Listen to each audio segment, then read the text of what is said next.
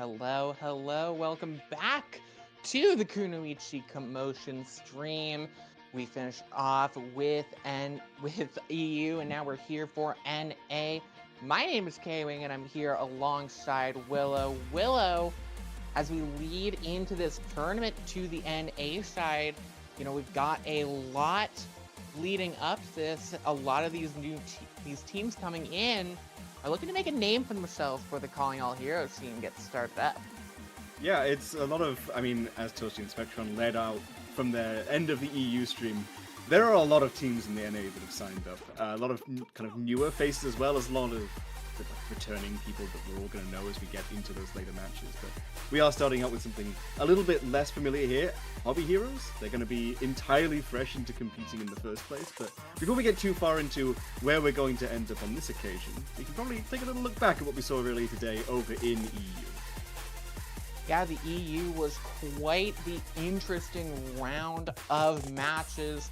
I mean, I saw bits and pieces of it, but I mean, Green Fortnite was such an interesting team name, interesting game. And you see, I mean, if you know anything about the Calling All Heroes scene, you recognize that roster. You know Bun, X10, Sawhill, Halo, Z-Man. You know the score. But Metagirls really came out swinging in that first match. Yeah, in the first game, we saw some real power plays from both teams, actually, taking it to a map 3. It's impressive in its own right, and that is kind of the power of these tournaments leading into the next season, especially as rosters are kind of shuffled around a little bit. People being able to kind of prove themselves. Here was the Hog losing to an Ana. You're not going to see this in NA, I don't imagine, but we appreciated it nonetheless. And then we can see as well Monarch mirroring the Hog duel. I put this on Twitter. I don't think we're going to be seeing the honorable Hog duel again, but nevertheless, we can see Chengdu Drainers and Aryas, again, a lot of familiar names. Aryas being specifically an EU team, but Drainers, there's Kindred, there's HQ, there's Sinner, there's Poryu, there's Aramori. We know a lot of these players going through into our NA bracket as well, and they're going to be coming over with us at the same time. So for all the teams going forwards, they kind of had a little bit of a warm-up, right? They've been able to show themselves off. I think there's only 5 teams in EU as a region. There's Z falling off the map, going over to Sawhill when booped off. That was certainly a moment, but now that they've had that time to, maybe make a few of those mistakes, maybe have a few instances of TPing to Arisa who's getting booped off, they're going to be locked in, they're going to be really bringing it with everything that they've got as we get into the round robin for NA in particular, because this is, like you said, where teams make names for themselves. This is where they bring themselves up and say, yeah, we are a team to watch, we are a team to respect, and we want to be taking the win from this, right? No team is going to be ending this kind of round robin stage thinking, I hope we just get top 12 maybe. No, they want top 4. I've spoken to a few people, they all want top 4 at the very least, but it's the winners who are going to win, It is, and like you said, with all these rosters changing around, you have newer teams that are looking to form that connection in a bit of a higher stakes competition than maybe just the scrims that they might be used to, looking to forge that bond that they have. You also have teams that you don't know a lot about, teams that are newer to the scene, looking to upset, looking to make a name for themselves, and we have one of each of those examples right here. We've got Agave Lions versus the Hobby Heroes. Now, Willow, I do have to lay my biases on the table. Okay. Agave Lions, we can see their roster down here. Oh, Helen Maiden too. Okay, yeah. I'm gonna lay my biases down even more.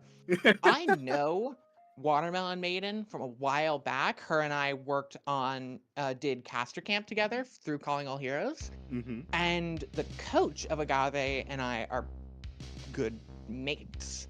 Loki has also casted with me at times, so I'm a bit of an Agave Lions fan, as one might say. So full bias is on the line. I am a huge Agave Lions head. I think we've also seen Saloon and Clarity before playing when we've been casting together, so these are familiar names even to us as a team that's coming in with familiar people, and that prior experience in tournaments is going to give them a bit of a leg up against a team that maybe doesn't have that same experience, right? You've got people who have come in from Pretty in Power, people who come in from other teams within the Agave org itself, so they've got that experience of not just being a team that was thrown together, but being part of an org, having coaching staff, having managers, having like that extra bit of support and foundation, it really does help a lot when you're trying to like make a name for yourself and break into these higher echelons, especially with them being in the Open series in particular rather than our Rising series, which will be going on at the same time. Yeah, you've got the opportunity here to really like, hey, we're going to come up and maybe surprise you a little bit. Saloon, I'm kind of keeping an eye on because I remember she went so hard on the hit scan last time I think we saw Pretty in Powers, so yeah, I'm excited for them. And then on the other side, you've got Hobby Heroes, who is an entirely fresh team. And, you know, if you were ever going to be just new and unformed before this point, and you just kind of like a group of players who want to play in a tournament, get some of that experience in officials, this would be the place to do it. You know, it's maybe not got the same full stakes as something like Calling All Heroes as we go towards that season, but it is still, you know, proper experience in a proper tournament. And if you want to, you know, maybe upset things, like you said, it's a really good opportunity to do so. I do want to point out Frog. I don't have any insider information, but I think the combination of the Junkrat profile picture and the any pronouns completely matches up. Like, if you had to create a Junkrat player in your mind, any all pronouns makes complete and total sense. But like you said, Hobby Heroes, a bit newer to the scene, so you've got that split. That's a bit emblematic of what we've seen throughout the signups of this tournament. We've seen some of your more recognizable team names, some of your more recognizable teams, and then some people just kind of getting together with their friends. And that's not to say the Hobby Heroes are any amount of slouch, but they have got quite the challenge ahead of them and a very rough game to be streamed, to be honest, going up against quite a tough opponent in Agave Lions. I mean, there's a lot of talent in NA overall in terms of like the teams you could be going up against. You're like, it's a difficult round one, but you know, you're thinking like it could be Drainers, right? It could be Green Fortnite. They keep changing names and it keeps throwing me off, okay? I gotta like keep up with all these different people all the time. I didn't get to speak with Frog actually leading up to this. I DM'd a little bit and I was like, hey, you know, what's the team's vibe going into this? Because you guys are like fresh in as a bunch of players who like aren't necessarily familiar with tournament experience. Like, what's the vibe? And they also said that they can give me an animal fact, so I got animal facts from Frog. So I love Frog. I'm gonna put my bias on Hobby Heroes. That's my bias, okay? I don't care if they're not favorites. I got animal facts from them, and Agave Lions didn't give me any. So, yikes. Bit of a yikes there. Gonna have to contact Loki there. What's up with that? No fun animal facts? Yeah. Shame. But we've got our maps here. We've got Busan coming up on Control, and then with the loser selection going through, you got Hybrid and then Flashpoint, and then we'll go for it if we need it, because first to two is quite a rough series, quite a rough format to go through, because Control is just so back and forth as we get to the adorable cow of Busan. Yeah, first to two is, I mean, not only is it difficult to go against in terms of the setup, but the specific map pool can also just, like, if you've got plans for maps like Escort, or you want to play a certain way on, like, Push, you're probably not getting to those map types at all. I don't think Escort is even in the pool, unless you're somehow able to get to a map 5 in a first to two. Like, you're in an impossible situation here where maybe this map's your strongest at simply won't even show up in the game in the first place, so a really difficult start, and we can see Agave Lions coming out early on comparatively to the Hobby Heroes, but nevertheless, Bookworm on this deal is already very low. The Anabaptiste is going to do their best to keep them up, but Frog taken out early already. Frog taken out early, and the space being taken by Agave Lions, smothering the Hobby Heroes. They're just pushing through, shoving them into the choke point, not letting them through at any point. Clarity is going to get anti-nated and taken down. There's an opening for the Hobby Heroes to start to collapse, but ooh, they lose the mech, they lose the BAP, they lose the fight. Saloon starting out on this Echo as well is going to pull so much fuel from Bookworm, who now out of mech has to be even more respectful of the fact that this Echo can just get on every off angle you could imagine. It's actually going to be the Kiriko coming through. Artemis Fowl is the tag, but I don't believe that's the name that we should be using. I'll quickly check my roster sheet again. But just a dirty little couple of picks from the Kiriko there, and it's putting Agave Lions in a really strong position because even as they're trading, Hobby Heroes are getting traded back. They are getting traded back. I mean, It's absolutely, I agree, nasty coming out from Kiriko. One could say foul as the T-Mac comes through again. Bookworm getting taken out, and Shoal is just dominating on this Echo, and now has the ult, and they're gonna collapse on the rest of Hobby Heroes. Demolished. There goes Frog, and that's it. That's another team kill. 50% now and building. Eliza Crypt and Misty on this Bat-Ana combination has been not quite as effective as you would maybe hoping at keeping the D.Va alive. If there's one thing that you'd usually expect from that lineup, it's they should be able to keep someone up throughout pretty much any damage unless you're playing into a Matrix. Nevertheless, Jaguar is doing a good enough job of zoning out that backline to force the pressure, and now over into the Mercy Kiriko instead. With the heal output is level 4. Ooh, Eliza just goes in way too deep and gonna get punished for it. There goes the bomb into the back line. Doesn't even need the bomb because Rava's just running amok in the back line. Remake kill will not get the baby D.Va, but even still, with 14% remaining and Bookworm getting staggered out late, I don't know if anyone's gonna be able to touch. The Mercy's gonna come in, try to res, but it won't work out, and as the time ticks down, Hobby Heroes 100-0 to Agave Lions coming out strong. Very strong downturn from Agave Lions in the first place. It was when Saloon saw the baby D.Va and was like, actually no, I'm going to specifically miss the focusing beam just to stagger out for as long as possible. I believe it was Rava who was a little bit more merciful and said, okay, we'll put Bookworm out of their misery, but there was the opportunity to just make sure that D.Va did not get to die even until OT might have been triggered, and that's kind of the like, benefit of the strong in this kind of matchup when you've got that pre-established synergy, you've got that experience from playing in these tournaments before, and you know what you're doing going into these matches. You do get to just like play to stagger out the opponent, play to just kind of rub salt on the wound. Hobby Heroes going over to something a little bit different this time. Bring out a Zarya. I don't dislike it fundamentally, but I think you're going to be struggling in the same regard. There's going to be so many angles that you're going to have to be constantly marking from Agave Lions, and the Mercy Kiriko, it just doesn't give enough consistent heal output. Bookworm's bubbles have to be perfect to make this work. Yeah, the tank matchup might be good for Hobby Heroes, but that's all the advantage you're gonna get. As you already see Rava just in the backline, hovering around, gonna take out Miss Me, and that is the entire, that's the legs of Hobby Heroes taken out from under them. They're gonna be hobbling that to spawn. Nice stick stab to make sure that Rava has to play a little bit more conservative, but nevertheless Saloon is there to just clean up the fight and make sure that Agave Lions are fully in control. We can see already the struggle. The Echo is trying to mark the Tracer, has to go back to the team to help them out. As soon as the Tracers are marked, Misty is dead, and like you said, that's the legs of your team already taken out. An early bubble from Bookworm is going to be punishable by Jaguar, who still has all these cooldown cycles from the Arisa to play around, and all the space that they could possibly have. All the space they could possibly hope for, all the corners to duck around as well as the bubbles are going to go out. A big stun onto Kiriko, forces out the Suzu and Misty has to stay alive. They can't get taken out again and again like they were at the start of this round. Cute little breed. Low is going to get found out by Rava, doing a great job of taking off the stragglers. You can't get out with little help on the Tracers in the backline. The Mercy's just going to have to run away. The Zarya looking to stay in and fight, but we going right back to spawn, and Jaguar is rolling through. Look at those check marks. Oh, those sticks onto an ulting Mercy from Saloon was very impressive indeed.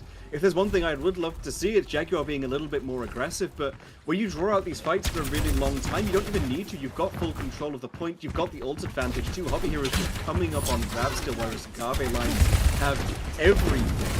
When you take the fight slowly, you get to play the tempo adaptive exactly. circuits engaged.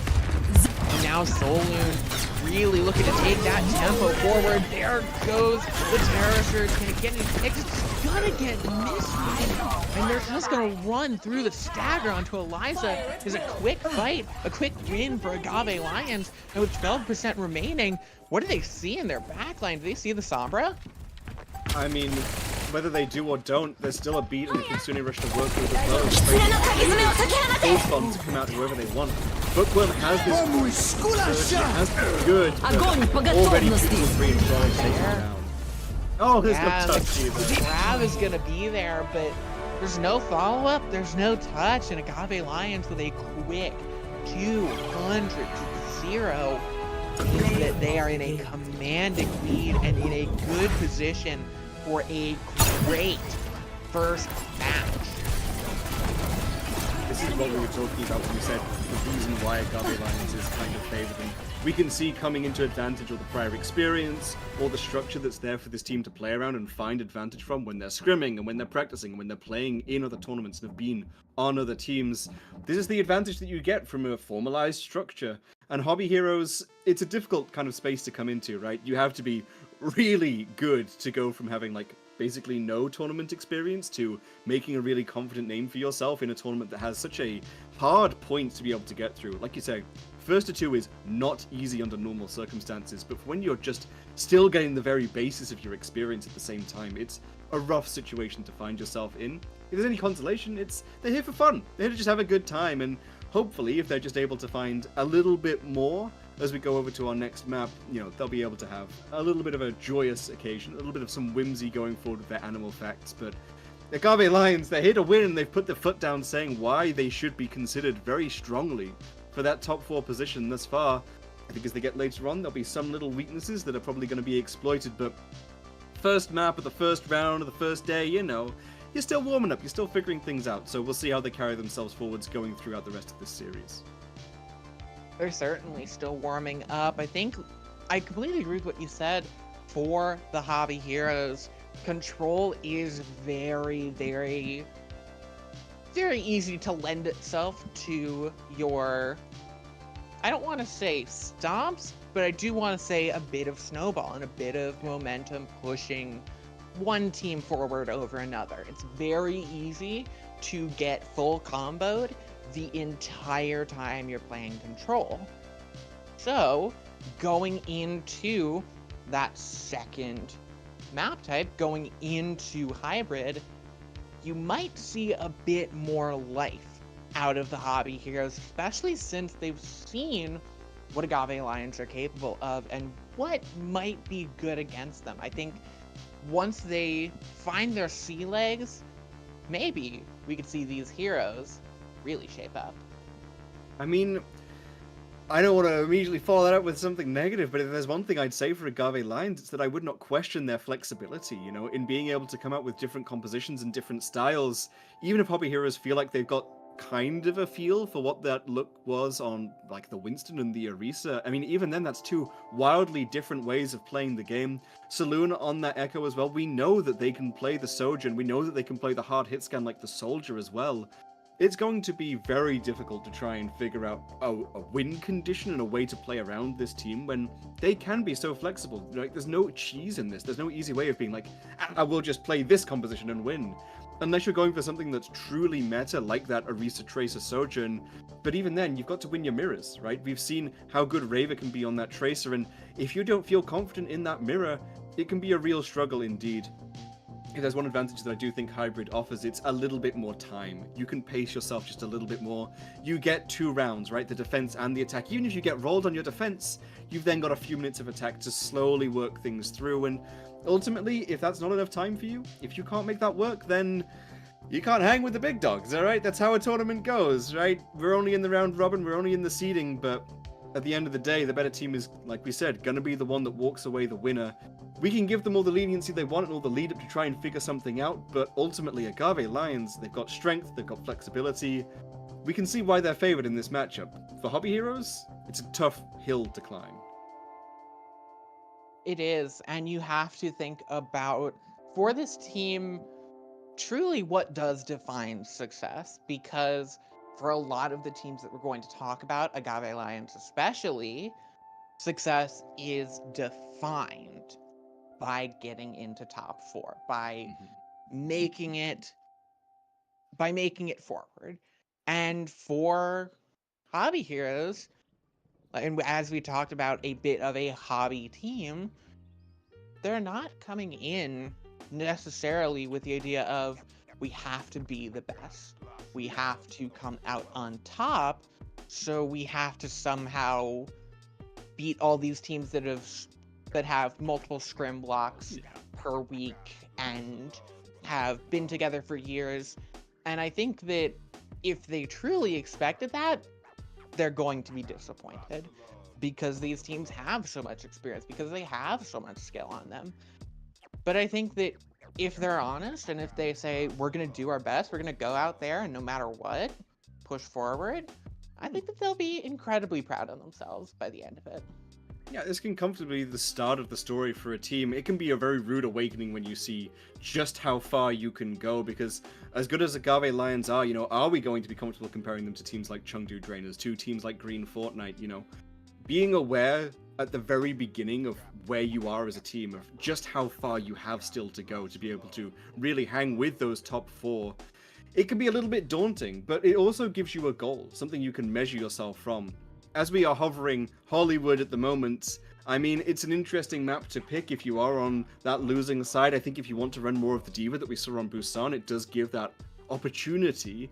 But we've already seen that the Winston is strong. Agave Lions, they've got a dive composition already in them, and if nothing else, I think this is going to give even more opportunity for Saloon to continue playing this Echo that I feel like Hobby Heroes have really struggled to deal with, even when they've been able to keep Raver somewhat in check on the Tracer.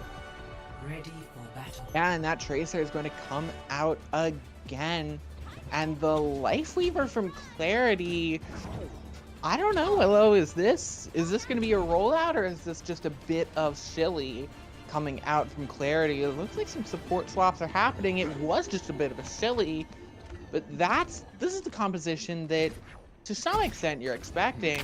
Hobby Heroes, I don't know about the support. I feel like I was gonna say, I feel like I'm never expecting Echo to have like a Baptiste and a Lucio to go with the Winston. I feel like you've just spliced 3 compositions together where you're like, I could really do with like a Kiriko and a D.Va or a Mercy to make this work, but we can see Agave Lions playing something a little bit more standard in the end, whilst Hobby Heroes, they have got Bookworm back on that D.Va that we did see on Busan.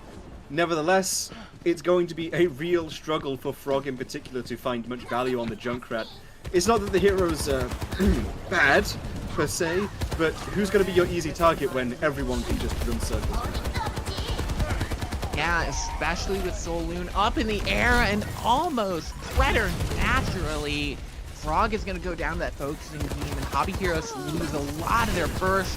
The Resurrection can't come through, and Agave Lions will roar to take out Hobby Heroes back. Already finds just a final little merciful kill onto Bookworm. When you are playing on the defense, it's just a little bit safer to get rid of the D.Va so that they can't like swap and quickly remech, but you could have wasted a few more seconds if you really wanted to be utterly ruthless. We appreciate a little bit of mercy now and then when we're going against these teams. Hobby Heroes, they're still building towards any ultimates for Agave Lions. A similar position, nevertheless, Saloon ready by the end of the next fight. There has to be an opening that Hobby Heroes find themselves in, but this setup is so difficult when the Echo can break it every single time.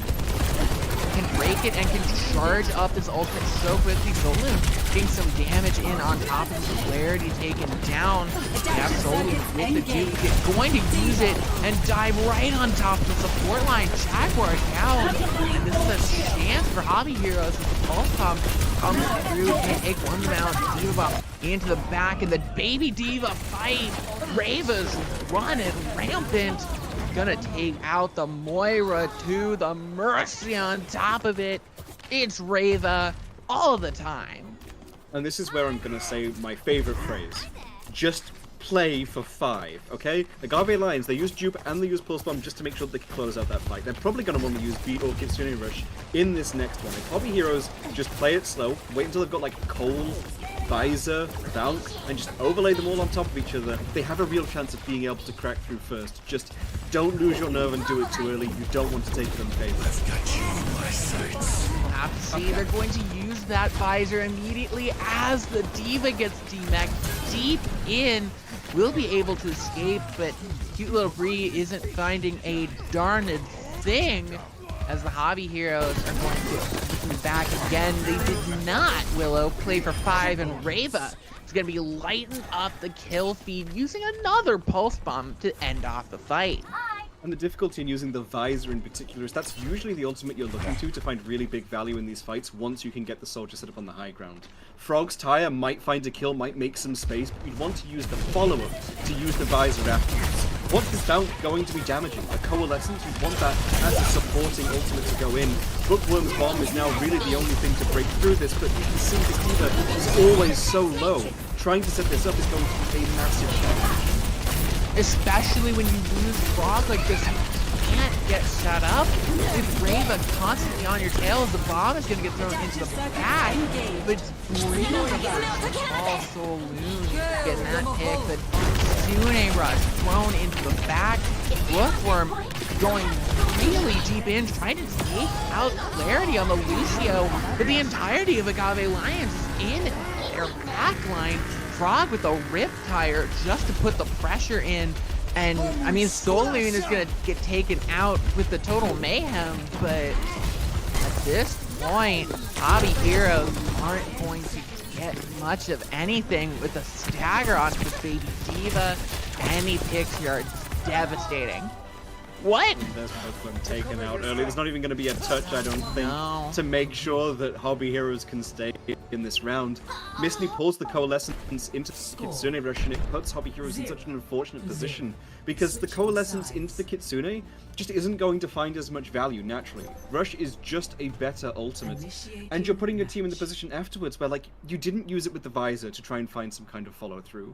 You didn't use it when Frog's Tire came in and got Jaguar so low on the Winston. So Bookworm just kind of had to sit there. There was no follow-up, no support. The D.Va gets staggered out, goes out of mech for when you would want to usually being able to touch.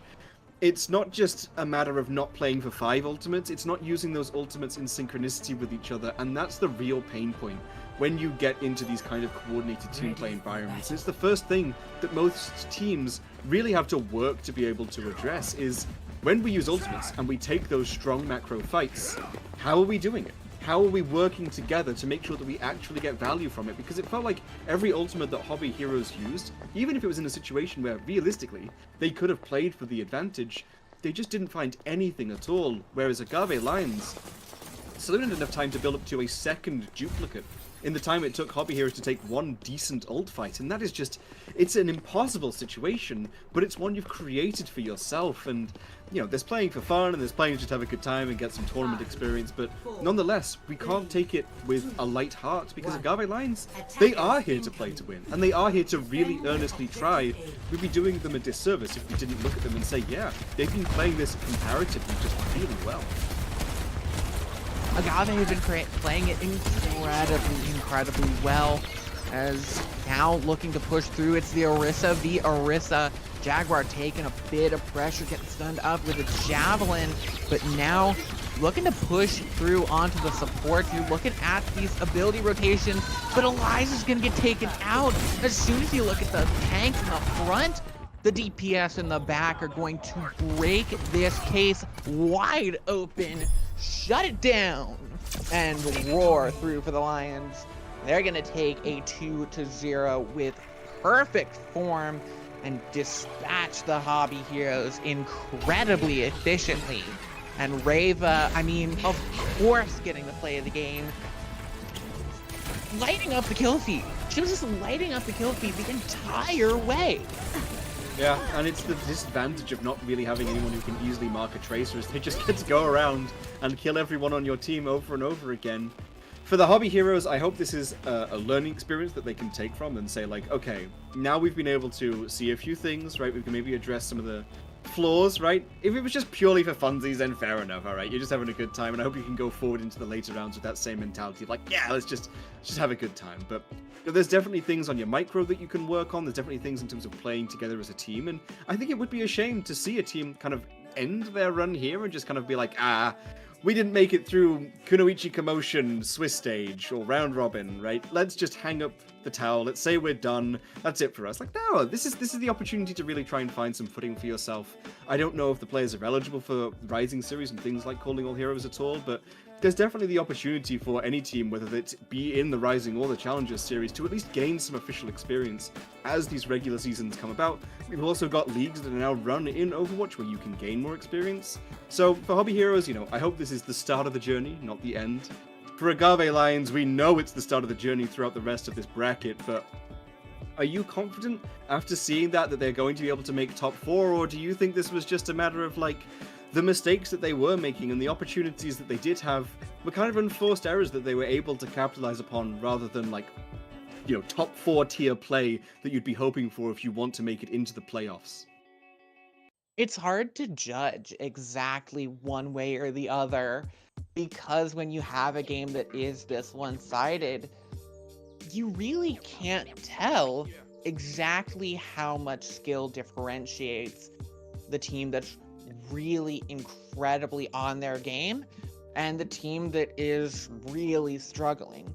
And so it comes down to the point of, okay, maybe perhaps Agave Lions are just incredibly elite and they're going to roll through the entire tournament, or maybe it's just, well, Agave Lions were better than Hobby Heroes, but they're not that top 4 material. It's incredibly hard to tell when you're talking how they're playing here because teams can also lean into a bit of silly, goofy strategies or play when they know that they're in a bit of a one-sided match.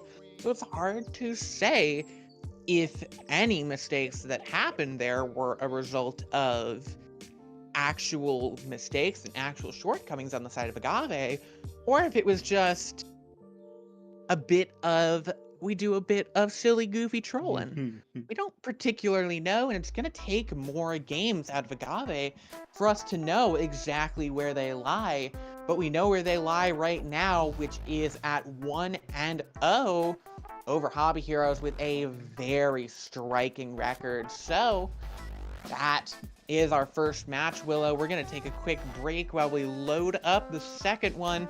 So don't go anywhere. Don't change the Twitch channel because we'll be back in just a few. Bye.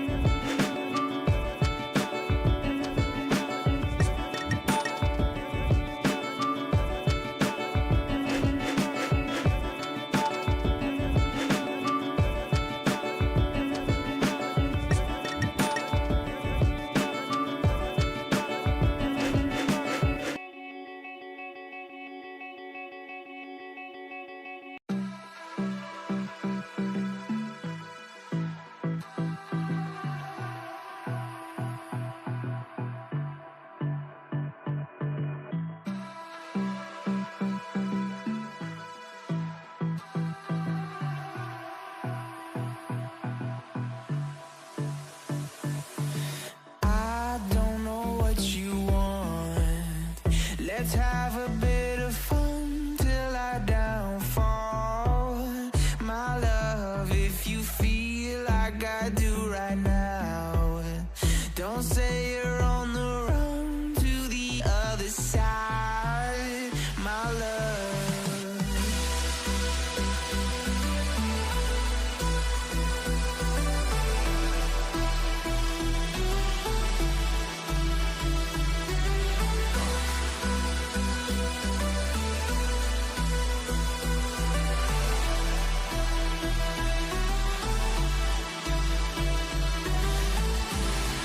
You say you wanna try, but you never do. Sugar, there's a reason why we lose. You say you wanna cry, but you never do. Sugar, there's a reason why we lose.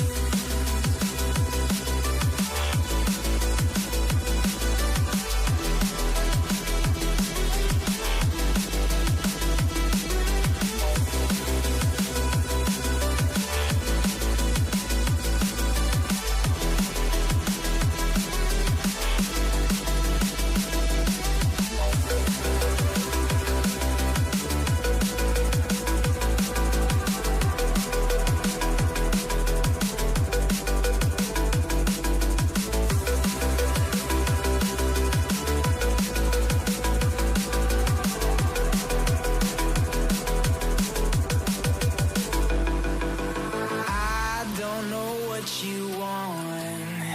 Let's have a bit of fun till I downfall. My love, if you feel like I do right now, don't say you're on the run to the other side, my love. You say you wanna try, but you never do. Sugar, there's a reason why we lose.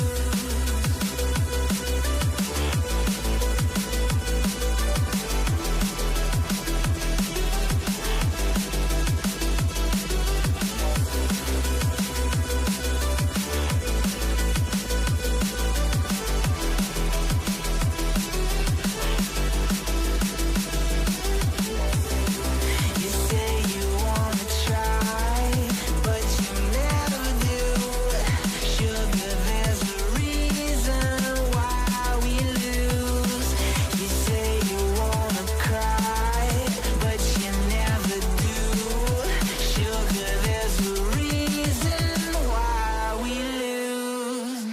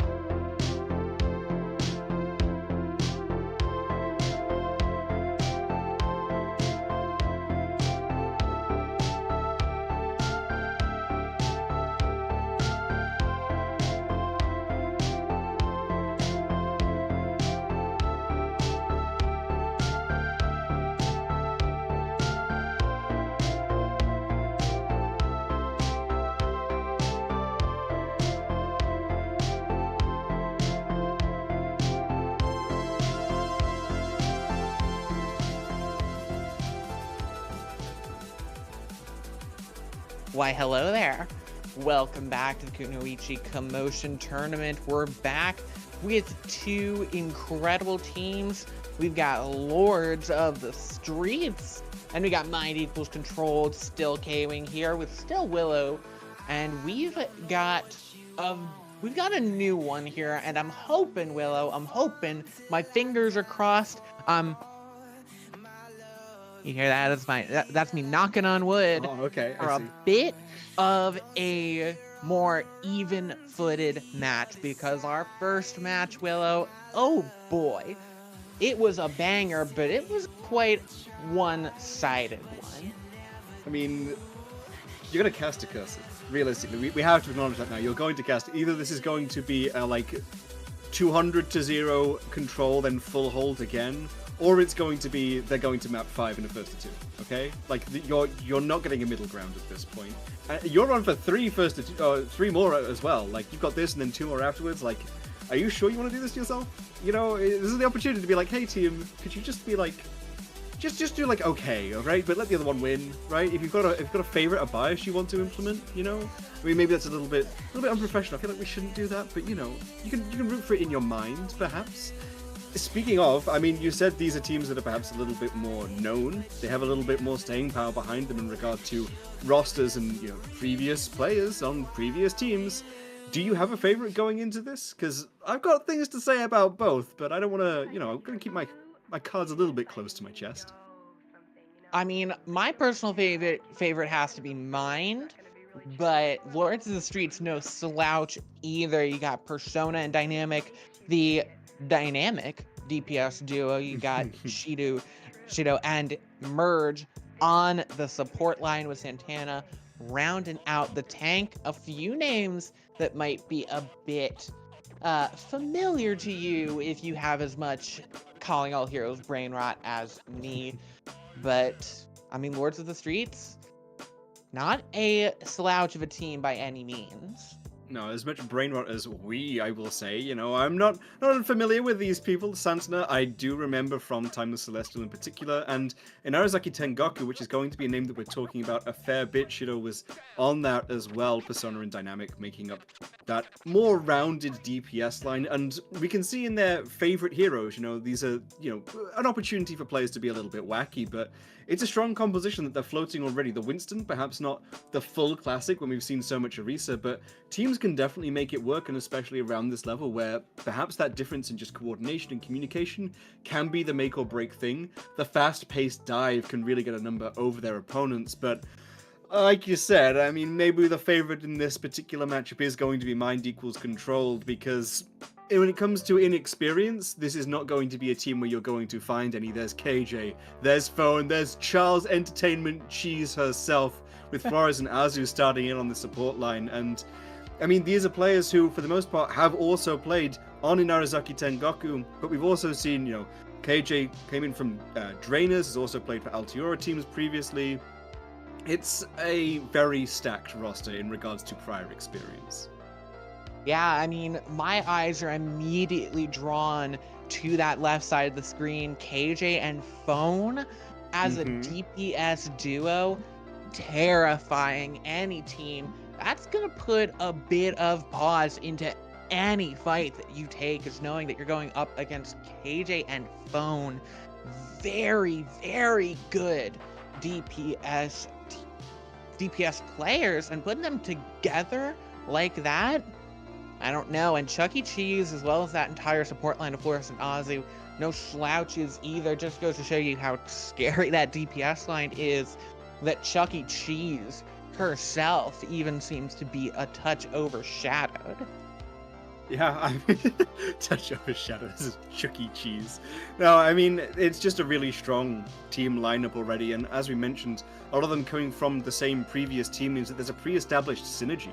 It's not going to be as difficult as, like, figuring things out still as you're going along. All of these teams will have practiced, but when you can go in with that little bit of advantage of, yeah, these guys know how to work together, all of these players are familiar with one another to a certain extent, that can make for a really, really strong starting point. It does then start to raise questions of, like, okay, for the people who are slotting in, for players like Phone, like we're saying, that KJ and Phone on the same DPS lineup would be really strong, but, you know, it's a matter of, like, how well are they getting along together, you know, how much synergy do they have with one another and then with the rest of the team. But it's kind of part and parcel when you're at this level to kind of go between teams a fair amount, and a big skill of that is being able to adapt to the kind of team that you're playing with and the compositions that they like to run. So I don't know, I do like this lineup of players and I do like the way they're going. I think it's worth mentioning as well that Mind equals Controlled are coached specifically by Got Moxie, who has been a GOAT of the OWCS co-streaming scene and a GOAT of Overwatch casting for some time now. She has been, I mean, she was hyping me up when I was in Major 3 for calling all heroes. I'll hype her up in return. You know, the wealth of knowledge that she's going to be bringing to this team is going to be a massive boon for them as they do start to play towards top 4. They mentioned as well, Moxie did to me, that this is a team that's highly flexible, and it's going to be something that they lean into a lot. She mentioned that they don't want to just stick towards a particular composition necessarily. They've got different plans for different maps, they've got different strategies that they're wanting to employ throughout any given series, and when you've got so many different players that you can bring out in and out as well, opportunity and flexibility are very much going to be in your wheelhouse. Starting on Oasis, I don't imagine the Wrecking Ball would be something that you can immediately dismiss, even if it's not necessarily something you'd think of as being the meta right now. Ready for battle. Yeah, you really don't think of that as the meta, and you see the Orisa out from 90 control, but they could swap it up to the Wrecking Ball if they so desire, but I think they're going to be sticking with that Orisa. We got as well KJ and Phone on the Cassidy and the Tracer, and we've seen some good Tracer play already this day. We'll see if Phone can continue the tradition as the door is open to Oasis. KJ starting off on this Cassidy as well would mean that if Brainworms was going to be playing something like the Echo, it'd be that little bit more difficult to do it. As it is, can more effectively mark the Tracer, and he's going to be trying to find an angle. You already see them setting up to try and find something that might be controlled. Already set up and strong on this high ground, and it's KJ who gets the better of their mirror. Persona taken out early in this fight, which I mean Mind equals control to get a very strong lead on controlling this objective. A very strong lead and the high ground position, which is so important on the Gardens, as now Lords of the Street have to make very, very small commits. Phone having to recall, as there goes the grenade and a spear from Chuck E. Cheese. Narrowly doesn't take out Santana. He's going to get dispatched efficiently. Phone with 3, and he's going to round about looking for more. Looking for that. Looking for Persona, that 4 for Phone. Yeah, and there's a certain point where you've got to be like, okay, I'm not going to lose to this Tracer, right? But also I don't want to stagger getting caught out a little bit towards the tail end there, and Persona making the, I will say, smart swap to go, okay, look, if you're a really good Soj, maybe you can mark a Tracer, but it's easier to just rely on Magnades, permanently hinge the Tracer, permanently mark those off angles, and it's going to be, at this point now, a full mirror as well as Santana goes over to the Orisa, but it's nevertheless Mind equals control to have a position that Lord of the Street have to push into, and that is so difficult. So difficult to even have to try and fight on the low ground. We'll push through this incredibly tight window. As now Mind equals control, they're just free to shoot through the tight choke as the pulse bomb's gonna take down 2 Persona and merge. Just too close together, wasted by spacing, and now Santana taken out. Mind equals control, entering into near final fight territory. I mean, 60% you're going to get probably 2 good fights you'd at least hope for, right? Lords of the Streets, they've been able to build up some ultimates as well. Merge has the Kitsune Rashudo, has the sound barrier, and now that you've got Phone's Pulse Bomb out, you're not worried about that as an early tool to try and force Suzu. But Mind equals controlled can answer back with this mirror ultimates of their own, and KJ, starting on the Cassidy, has the advantage for Deadeye. Absolutely. Kitsune Rush out from Merge. Was the Streets pushing in off of it. Kitsune Rush later from Flores. It might give Mind equals control the advantage. Very aggressive from Santana. Both sound barriers out. It's Ult Fest on the point. Deadeye thrown out from KJ. Can they find anything from it? Not a soul. Chuck E. Cheese going to get taken down. So is KJ, and finally Santana and Lords of the Streets can take their claim. It feels like it's, you know, maybe something that we've seen teams do before, where you're 99-0, you don't really need to invest ultimates, but at the same time, if you're confident that you can win the neutral, you may as well play to just build them back anyway. Neither Terra Surges were pulled there, and KJ actually going over to the Sojin instead is going to be able to build up to Overclock, which is usually a little bit more impactful once you do get over to those ult fights. Nevertheless, it is now the reverse position. Mind equals controlled, have to push onto this treacherous high ground, and Santana is waiting for them with a Terra Surge. Waiting for them with the Terra Surge, but a speed boosted High Noon into the back, just not finding the soul. Both Terra Surges thrown into the back, but it's Santana's explosive as it is to extend Lords of the Streets their first real fight win on the point. They're going to start building up percentage as they look for the future. 50% already is not bad, and you did force ultimates out of Mind Equals Control. No Pulse Bomb from Phone, no Terror Surge from Charles Entertainment Cheese themselves. But you had to trade out your own Terror Surge for it. Merge is going to be coming up on Kitsune Rush first, which you will really need to play around effectively if you want, but what you're really hoping for is Brainworm's Pulse to just get a nice, easy, clean fight at this moment, just as Phone did previously. That clean fight. Phone going incredibly low. Might need to recall back and forth, and Phone's gonna get taken down by Brainworm. And that's two major fights. One, Santana gonna take out Flores. KJ can't go down, but they're going to get burst down. It's a quick fight, but Lords of the Streets might have just punched themselves their first round. I mean, Phone is going to be able to come back in time for a touch. Hopefully, Persona is going to be marking the Tracer to make sure that it's not as easy as you perhaps hope. And even if the Tracer goes in with that Magnet Connect, there's no easy way back out again. Nevertheless, I believe Phone setting up on this off angle to be able to touch. Flores has the Kitsune Rush, but most of the Street don't. They have to go now. It's 99 to 99. Beat thrown in late. It's a perfect timing out from Shido to just out-sustain Flores with the Kitsune Rush. Beat coming in from Azu, just 13% remaining, looking to sustain for that long. Bonus pulse bomb, KJ going very low, but stays alive regardless. There comes the pulse bomb, not a soul caught up in it. Beat thrown out from Mind Equals Control, but it might just be their ticket punched, and Bone is looking to get it through, gets to pulse bomb thrown in, but Chuck E. Cheese stands unmoved, unchanged, undefeated. That was a very close round nonetheless, though, and it really did feel like it could go either team's way. The sound barrier from Azu, if it had been shut down just a little bit earlier, wouldn't have meant that Phone could play as aggressive on the Tracer. We saw as soon as the beat came out, Phone was so deep in, playing around that overhealth whilst it was there, and KJ able to build up to the overclock as well off the back of it. It wouldn't have even been an option if Azu was burnt down and focused effectively at the beginning of that fight, and it would have been Lords of the Streets taking it fairly comfortably. They were able to keep themselves alive through Flores' Kitsune Rush just by using Shido's sound barrier, which, I mean, it's a good ultimate to respond to it with, but when a team's going full force into you, it's very easy to burn through that overhealth even in spite of it, especially with the Kitsune Rush up. So really well played from Lords of the Streets, and I feel like they're taking this to be a much closer map than perhaps we expected. Maybe that series you were hoping for is definitely going to be with us here today. I sure hope it is. Persona going incredibly low. It's so stressful just to see how low these players can go, how on the knife's edge they can play without falling off it. It's now Chuck E. Cheese on the low ground, trying to displace Lords of the Streets. Instant dive comes in from Santana, but it's KJ the first to go down. Mind Equals Controlled. They're backing out. The Winston diving right on top of Flores, has to swift step away. Now being pushed out. Santana can't get caught out like that. Gets hit with a javelin. Flores goes down, and that will be the end of any hopes of a recontest for Mind Equals Controlled. They're still going to get a little bit more push in and potentially stagger themselves. A little bit of staggers, you're at least getting some ult charge for it in return. We can see Phone already 85 towards the pulse bomb, but Brainworms is 90 in response, and Santana's 60 to Chuck E. Cheese's 50.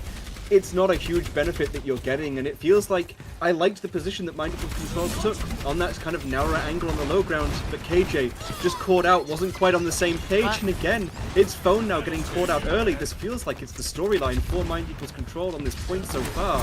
They trade at least, but only for now.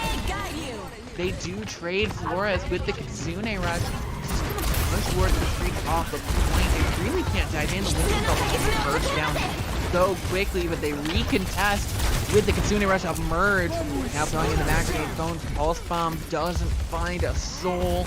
And now the aggression is going to take out Chuck E. Cheese and Lords of the Streets. Round about 55, and they are pushing even further forward into Kiriko. Can't even stay alive. It's just too much. Sort of just trying to line up that confident shot onto Phone there, the Tracer, just within that one-hit territory. Lords of the Streets have been cycling their ultimates so effectively as well, that now as Overclock comes out from Persona, there's still a response from Mind Equals Controlled, but more follow-through to come from Lords of the Streets. Pulse bomb out. Lords of the Streets just use both DPS ult but they're gonna find the pick onto Azu. No ults needed. A lot of ults just popped and pretty much gone now for Lords of the Streets. Now Mind Equals controlled. They have an opportunity to push in. Chuck E. Cheese pushing in on Urissa Deadeye from up top by KJ. No, nothing in the kill feed. It's not looking good. Chuck E. Cheese the only ult on the board. KJ goes down. Phone needs to stay alive. They're going to get burst down. Terra Surge will take down Persona. It's not all over just yet for Mind Equals control. They have an opportunity onto the Lucio, and Shido's gonna go down. Azu needs to stay alive just a little longer, trying to intercept the Winston, but Azu stays alive, and Mind Equals control to have a chance. A chance, but Lords of the Streets, we saw how effectively they'd cycled ultimates, and now they're going to reap the benefit of that. Santana is going to be able to build up to Primal, Brainworms up to a Pulse Bomb, Persona is going to match KJ on the overclock, but Beat and Rush are already going to be available for Lords of the Streets long before Azu's sound barrier is in, and now Mind Equals controlled. They're in a desperate fight just to make sure they don't lose the point they just won. Kitsune Rush from both Kirikos is going to be a deadly place to stand, and Azu's going to find that out personally. Santana and Lords of the Streets running through. Flores does equalize one, but still down another. Mind Equals controlled to need a big pick, and all the ults are there for Lords of the Streets. The Primal Rage is going to throw KJ from the point. Phone goes down, and not many people able to touch for this overtime. And so low on HP, Chuck E. Cheese down. And Mind Equals controlled cannot close out the deal. They're gonna have to go to round 3. That felt just like a considerably cleaner macro round from Lords of the Streets, and that's exactly the kind of advantage that you need to be maintaining and pursuing. And it's something that I feel like we didn't see from Mind Equals controlled on that first round, just cycling your ultimates effectively, not overlapping all of them on top of each other, not necessarily throwing them into fights that you don't need to win. Lords of the Streets won that by never over-investing, constantly maintaining pressure but never over-committing, and it's a really fine knife's edge to find yourself balancing on, as you mentioned. But they did so incredibly effectively there into what is considered the stronger meta composition as well. Really proving that, yeah, on those more high ground dominant maps, Winston can still be a very viable pick. Mind Equals control are going to be mirroring this time, but it's something to keep in mind as we get later into this series. Later into the series as a really interesting high ground fight breaks out. Almost the entire team's up here. You might see some Lucio shenanigans come through as Chuck E. Cheese is going to get taken down early, but Santana and the rest of the Lords of the Streets are going to roll right through a dominant fight for them. I'm curious to see if KJ actually goes over to the Cassidy here. I'd imagine that if you're confident with the Sojourn, you're going to stick on it for now because you're not necessarily playing into something like an Echo where you'd want that Cassidy to just be a little bit more available for the burst damage, but nevertheless, it does mean that now you have to play around the Magnate. You don't have one to respond with. Mind Equals control and Phone in particular have to be very careful. Phone has to be so careful as Persona. I mean, the predictions out of you, Willow, incredible. Shido's gonna go down. It looks like we do have a pause roll through from Shido on the side of Lords of the Streets. We just quickly take scope from there as well, just as we got away from that. Lords of the Streets having control of the objective and also having a little bit of an ult advantage as well, 10-20% above Mind Equals controlled means that they can take it slow and they can play back. It's been an equal trade thus far, but I think as Shido goes down, it is going in the favor of Mind Equals controlled currently. But if you can give space without necessarily having to give the point entirely, if Mind Equals controlled are a little bit hesitant to really push that aggression and just want to make sure that they're playing the objective, you can game that, really take advantage of it to make sure that, yeah, okay, we'll give you the point eventually. We'll give you a little bit of space. For now, we'll play for that recontest, especially when a pause comes through. It could be difficult to judge exactly what the reasoning is behind it. We're hoping for no DCs, if nothing else, just so that we don't have to worry about a player being out of position and out of ult charge, but nevertheless, it is still going to be difficult for Mind Control to be able to get back into this fight. Even if they have the advantage right now in terms of player count, Lords of the Streets have a little bit more ultimates that they can start trying to play towards, a little bit more space that they can fall back into, and the opportunity to just stall out the objective for a few extra percentage points if they really wanted to just burn themselves at the wick and come back in when they had all 5 back again. And that's the advantage that getting those early fights gets you, is that the pressure isn't on for the later fights, for that middle section where it's 99 to 20 something. You don't have to win that fight, and you can just take it dry. So that's the advantage that Lords of the Streets have been playing for, and they've been playing incredibly well for it. I mean, we saw it work to a T on round 2, and exactly why it worked. They rotated ults incredibly well. That's the vocabulary term you hear every caster talk about, is using 1, maybe 2 ults per fight, and using those ults to not just win the fight, but to charge up the 3 ults that you didn't use, so that the next fight, you use 1 or 2 ults, you charge up the 3 you didn't use. Rotate, rotate, rotate, rotate. On and on and on until we die. Speaking of on and on and on until we die, it's going to be the case that we're going to need to take a little break here. We will return shortly, but we'll save ourselves from having to yap constantly. K-Wing's going to be here for a few hours yet, so we'll spare a voice and see you all again shortly once all of our players are back and ready.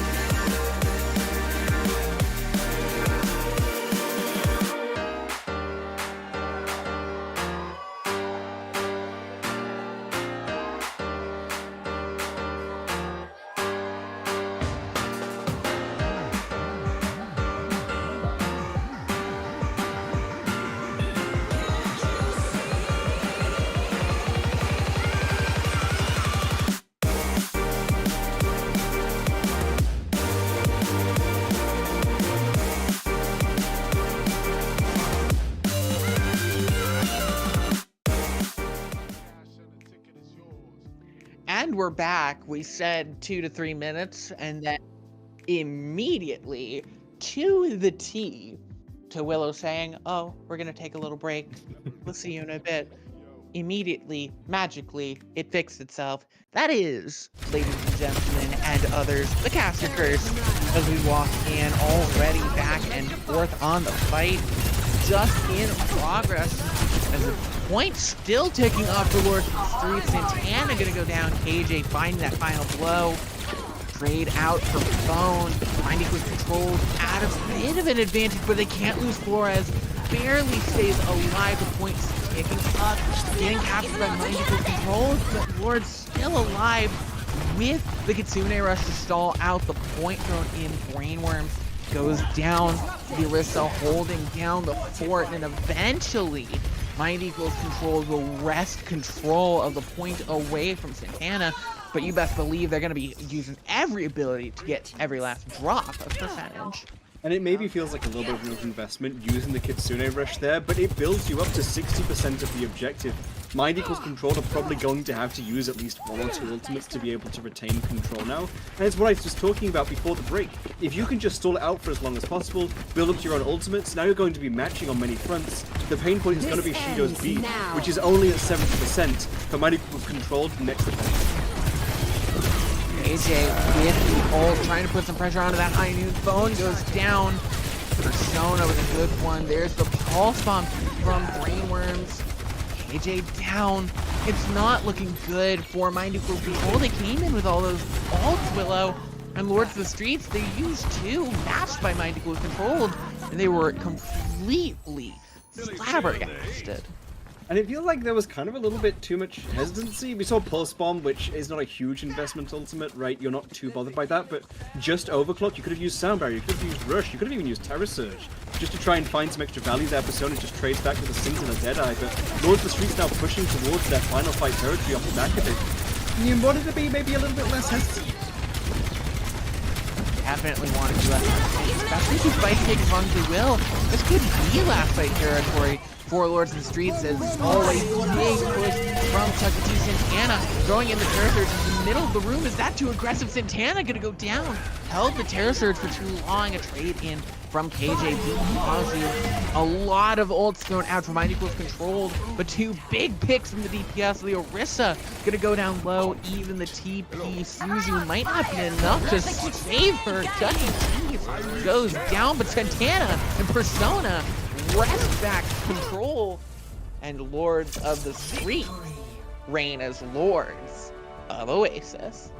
That was a really strong showing from them after that first round. It felt like it was pretty confidently in Mind Equals Controlled's hands at the beginning, but eventually Phone in particular, we're seeing them in the play of the game, but she starts getting marked a fair amount on those later rounds, starts going down early a lot of those fights, and it puts the team in a situation where, like, once your Tracer is no longer able to just run around and do whatever they want, it's a much more difficult fight to take. Persona did a fantastic job of constantly marking the Tracer, constantly marking the Kiriko. That's a difficult thing to be doing when that hero can be a little bit easy to catch out on their own, not as perhaps as maneuverable as the remaining team members, especially compared to like a Sojourn who's got the power slide. You know, the roll is not usually something you're banking on, but really effective usage of the Magnade. It's a little bit of a cheesy ability. It's not my favorite, but if it's getting you results at the end of the day, this isn't official, right? This is what you're playing for, and you're playing to win. Lords of the Streets have looked really strong so far. If there's one thing that Mind Equals Controlled have now, it is an equal chance to go away and get a little bit of coaching, a little bit of time to figure out their strategy as they go into hybrid and show some of that flexibility that they were teasing in my DMs earlier today. Yeah, they're going to have to show off that flexibility. They're going to have to return on something maybe a bit different. We saw some of the Zarya early on. I don't know if Zarya is too viable, but especially when we're talking this new patch, when we're talking with the recent release of Venture, there's a bit of shuffle at the start of this season that's, you know, we're a bit into it, but it's fairly recent at the very least, Willow, that we got this new season, so everything isn't as solidified as we might think yet. We don't have the exact, most optimal, perfect meta. There's definitely ways to play a bit of off-meta things. I don't know if it's going to be the Zarya, but something to counter out this Orisa. I mean, honestly, I'm kind of looking at the way that Phone is playing on the Tracer and seeing the way that she can just kind of like dominate a lobby if given the space to be able to do it. So I'm thinking, do Mind Equals Controlled want to just be able to like play dive? Like full commit onto playing something like the Winston, something like the Doomfist, you know? If you want to play fast and, like we said, kind of catch your opponent off guard with the speed at which you want to be playing the game, enabling Phone to do that by playing something that can match the pace she wants to play at, rather than like forcing this Orisa still and kind of having to find this halfway point where like your Tracer wants to be playing really quickly, but the rest of your team wants to be playing a little bit slow. KJ needs to set up for the Rayon, whereas Persona can just like Magnate, dink, Tracer's dead. Yeah, maybe it gives you a little bit of opportunity there. Nevertheless, we'll see what they're cooking up once we come into our next map. It is going to be Paraíso next, which, I mean, if you were going to play something a little bit pokier, something a little bit divier, there's definitely opportunity to do so. It's a map with incredibly oppressive high grounds, especially for a hybrid map on both its first and second points, but it's also a map that not many people seem to have shown much favor for, so a lack of experience perhaps as well also going to be to the detriment of Lords of the Streets. Mind Equals Controlled, they said they were going to be wacky, they said they were going to be flexible, so I've got a little bit more faith in them going into this next map. Yeah, I have that faith too here, Willow. I think that when you have a team that picks a map that is specifically that kind of, you wouldn't even call it off meta, but a bit of a wacky pick. Like you said, Paraíso not been shown much love from a lot of our competitive teams. Maybe going for a bit of surprise factor. And that's the test of that flexibility, not just in hero pool, but in map pool. Are the Lords of the Streets, or are Mind Equals Controlled, able to keep control of maybe this first point? They need something big here on this attack. We are seeing them hover over the Winston a little bit. I get baited as soon as I lead in. They've actually now hovering the Lies. Zaru instead. It happens. Lords of the Streets, they're going to be staying on the win side, I imagine, for this defense a little bit of time to make a confident switch at the moment. Does raise the question of, like, if Chuck E. Cheese is in, you know, are you wanting to play dive? Because I believe Keegan is the usual dive tank player for Mind Equals Controlled, and this makes sense to start out. This little grapple shot from KJ just to see if they can find anything, but not on this particular occasion. And Santana, whoa, in the chat. Whoa. Whoa. Probably might have hit Santana on the noggin or at least the body with that shot. There's been like a whoa there, but nothing in the kill feed as of yet. An early recall forced out of Bone. Brainworms pulled a bit back. Bone over on the other side, double flinks over to meet her. No picks yet. Brainworms really taking advantage of this high ground, put the damage in to Chuck E. Cheese, who has to blink, has to jump out. Brainworms gonna blink right out after them. Now Brainworms in a very good situation, 67% that pulse bomb, and is running the lobby. Big anti-nade onto Persona, who takes out Azu. Mind Equals Control, they might have just had their legs taken out from underneath them. It's interesting to see both teams run this on a brig. For the defense, I can kind of understand it because the high ground is so difficult. You have to dive up onto it.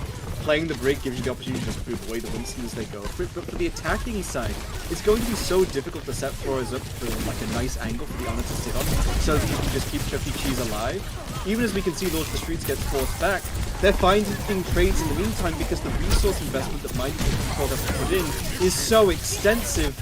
Any picks you find is something at least, because the defenders are going to take that little bit longer to come back into the fight. That little bit longer indeed, but you still have this really dominant force of the pulse bomb and brainworms in the back. I mean, you have to think about this Tracer. Oh no, not to sleep on the Tracer merge. How insane is that? Brainworms using the pulse bomb means Mind Equals Controlled is at something of an ult advantage at the moment, but Flores, who has been struggling to find the setup, still only 80% towards the nano at the moment, that Merge could pull at any given moment going into this next fight.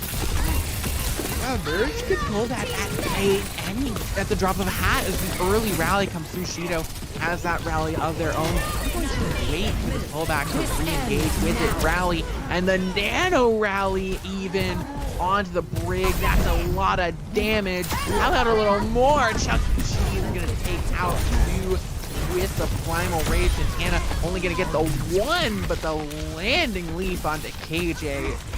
Goomba Stomp. Sojourn. I'm going to chase out Chuck E. Cheese. Get off my point. Nice little nano onto the rally to make sure that Shido was able to survive Phone's pulse bomb, but it's the same situation again with Mind Equals Controlled investing really heavily in a fight that ultimately they don't end up winning. Flores has the nano boost, but Persona has an overclock with only a minute left. You've not got a comfortable time bank to play for 5 ultimates again, so Lords of the Streets, they've got the defensive position to play around this OC all the more effectively. The nano into Chuck E. Cheese has to be so good. Persona landing to a great whip shot on Chuck E. Cheese to keep them away with that nano, denying the value, and Santana is just going to run through the rest of Mind Equals Controlled. Incredible support play, supporting an incredible tank. Just dying so early is absolutely not what you can have happen in these final moments. There's only 20 seconds left. You've now got no ultimates. You got OC out at least, but you're still playing into a pulse bomb. Santana has time to build into a primal. This is very dire straits for the defense of, the attack of Mind Equals Control. Oh, the pulse bomb out. Azu goes down. Santana does not stick in. They got their one. Oh, Chuck E. Cheese down. It's just not enough. And no one on the touch. That is round 1 going very, very well for Lords of the Streets. And Mind Equals Controlled. I mean, Willow, they're looking for the draw now, but they are dangerously close to getting a big old L. I mean, it's the same story that we saw on last map as well. For Oasis, it was just the ult macro from Lords of the Streets that I couldn't get enough of, and we're seeing it still. even as they invest in fights, even as they use ultimates that maybe they didn't even really need to, they're cycling them effectively enough that even if they're down 1, maybe going into the next fight, they know how to respond to Mind Equals Control ultimates, they know how to use their own. Persona is still being an absolute star to make sure that in those neutral fights and in those ult fights, Lords of the Streets are coming out on top consistently. But it's the entire team working together to make sure that their macro is solid that really brings them through the finish line here. Mind Equals Controlled, comparatively, it feels like they're using ultimates and just consistently finding basically nothing off the back of them. There's not a huge amount of synergy that we're finding with them. There's not a huge amount of coordination in like, okay, we're going to use this ultimate and then do something else with it. They're just kind of being thrown in, and whilst it's nice to be able to find those picks if you can, against a team like Lords of the Streets, who have such clean macro comparatively with their ultimates, it's very difficult to capitalize off the back of it if you are going in and just hoping for the best each time. Mind Equals Controlled, their defense has to be perfect, and this will be the real test of if they can make that adaptation mid-series. Yeah, they have to make the adaptation mid-series. These DPS line really needs to step up or step away. It seems Lords of the Streets already taking a bit of high ground control, looking to jump up onto these supports. A great whip shot will deny Santana the damage in the ult charge. No picks just yet. Bone with a little bit of pressure. KJ caught out by the Winston, barely stays alive. Bone goes low, keeps up. The Brig has to shield bash away from the Winston, but Lords of the Streets taking point after point, and Azu's gonna get completely cooked by Brainworms and the dive. A good sleep, but it's woken up. Oh, Santana's just gonna be running rampant. Chunk of cheese in the back line. The Ana very low, gets taken down. Even trades coming through, but it's just not enough. There goes the big pick. Bone getting taken down, and Chuck E. Cheese takes down Brainworms, but it just might not be enough. Just the Brig remaining. Can they get any kills? No. And the point will tick over just barely. Lords of the Streets come out strong, show their might, and say that they will not be controlled that easily. Back to the drawing board. Mind Equals Controlled. Incredible stuff. And we didn't even get to see Streets' face. It would have been so good, right? Lords of the Streets, and then they went on seconds, or because they went on Streets. I know. A really nice anti from Merge to start off that final attack from Lords of the Streets, making their offensive onto the objective. Lands onto the Brigitte, immediate dive target for your Winston. Just incredibly clean play in sense, and they're always taking advantage of the space that they can make off the back of it as well. It should have been more difficult for that Ana to get set up. We saw Mind Equals Controlled struggling getting the setup for that Ana in the first place on their own attack, but I feel like they were a little bit too hesitant. They were like, okay, we've got to give some space. A few players are kind of getting caught out. You know, we're not necessarily playing short angles, we're playing really long angles. But it means that Merge is able to set up on the Ana, Azu is caught away from the Ana, and it just ends up being the case that as soon as the anti comes out, there's nothing that either support can do for one another. At the end of the day, it was just incredibly clean play from Lords of the Streets, and from Mind Equals Control, I feel like they got a little bit in their own heads towards that defensive point on Paraiso, but when you're that close in a series, and it is only round 2, it can be difficult to let it get away from you. Oh, sorry, easy to let it get away from you. It's just a matter of making sure that you stay calm, you stay collected, and go like, okay, we have to keep playing perfect, right? We have to keep playing really strong. We know that they're capable. We saw it at the beginning on Oasis, but Lords of the Streets, they perhaps weren't our favorite team coming into this, but I think we do have to start putting some respect on their name. Both of these teams are comfortably playing for top 4 at this point. They're incredibly comfortable, and I mean, Lords of the Streets, we didn't know a lot of what to expect from them, but oh boy do we now, because those ult rotations were so clean, you could eat your dinner off of them. Their macro was incredible, and I mean, you talked about it a little bit at the end of Paraiso, but we saw incredible moments from every single member of that team. From the really incredible whip shot from Azu to deny the Nano a lot of value onto the Winston, to an incredible sleep dart onto the Tracer.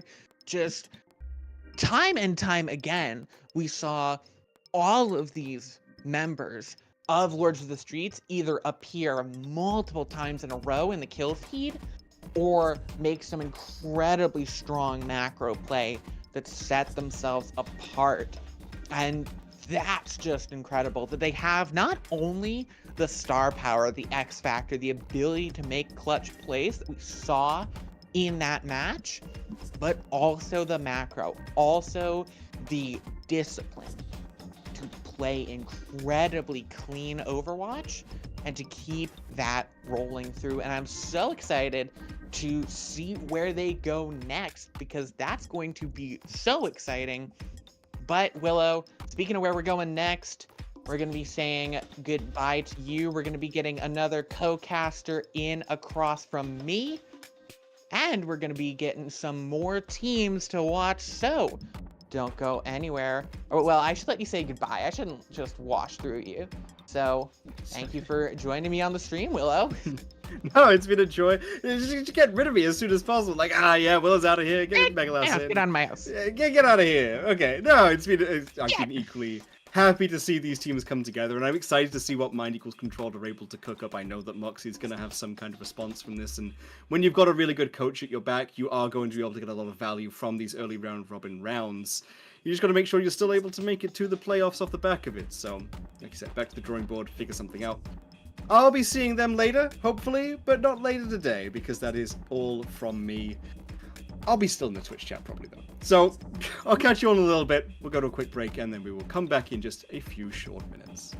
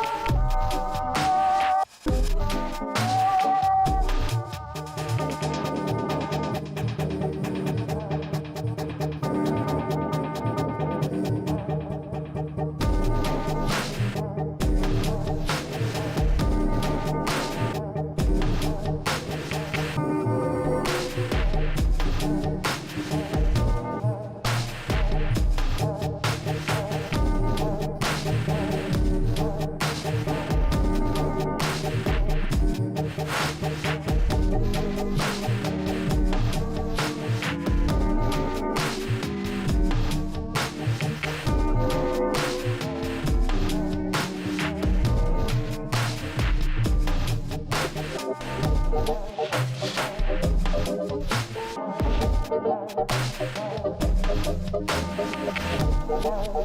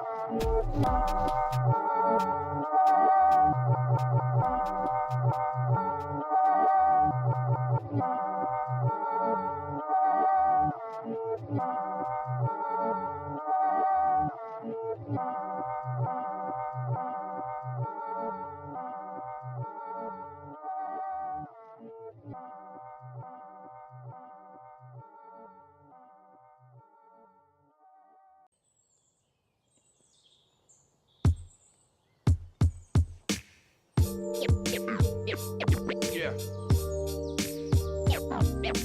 Yeah.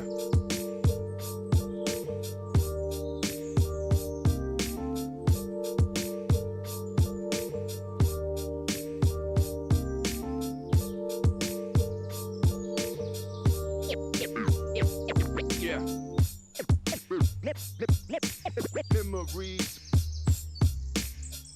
Memories.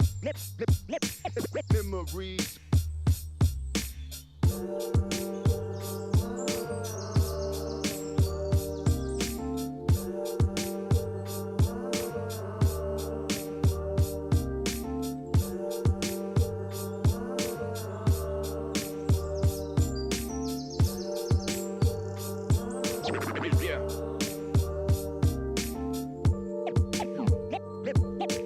Memories. Memories.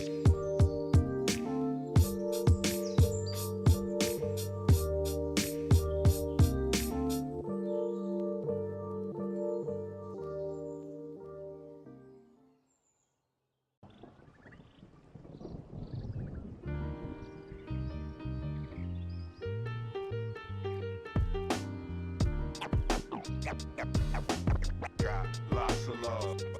Love.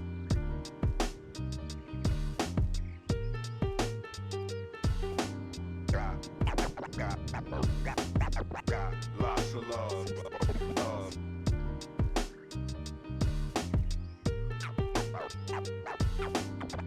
Got lots of love. Love. Got lots of love. Love.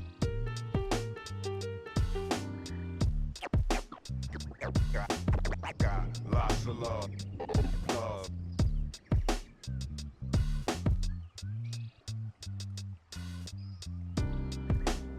Love.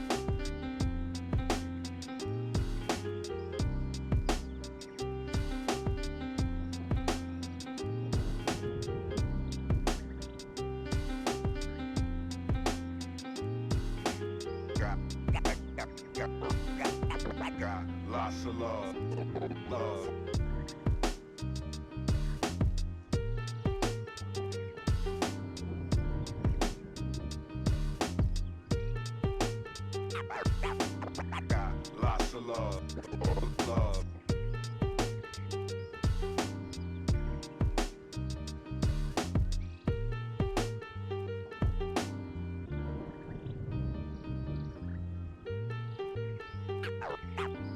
Got lots of love.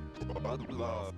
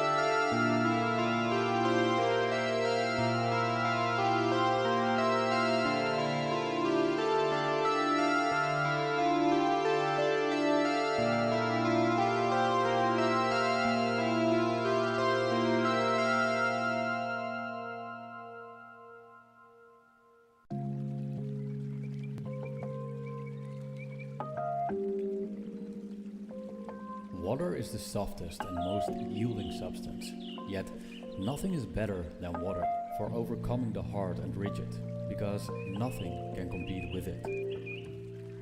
Lao Tzu.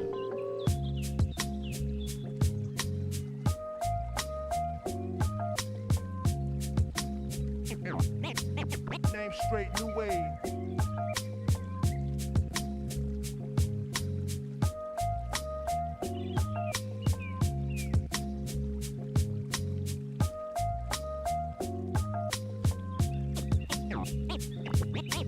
Name straight, new wave.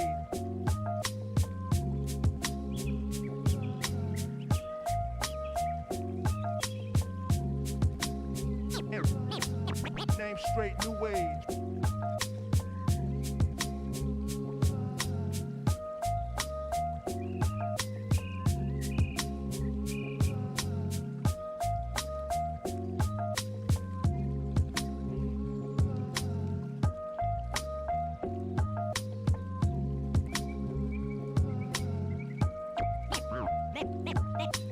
Name straight, new wave.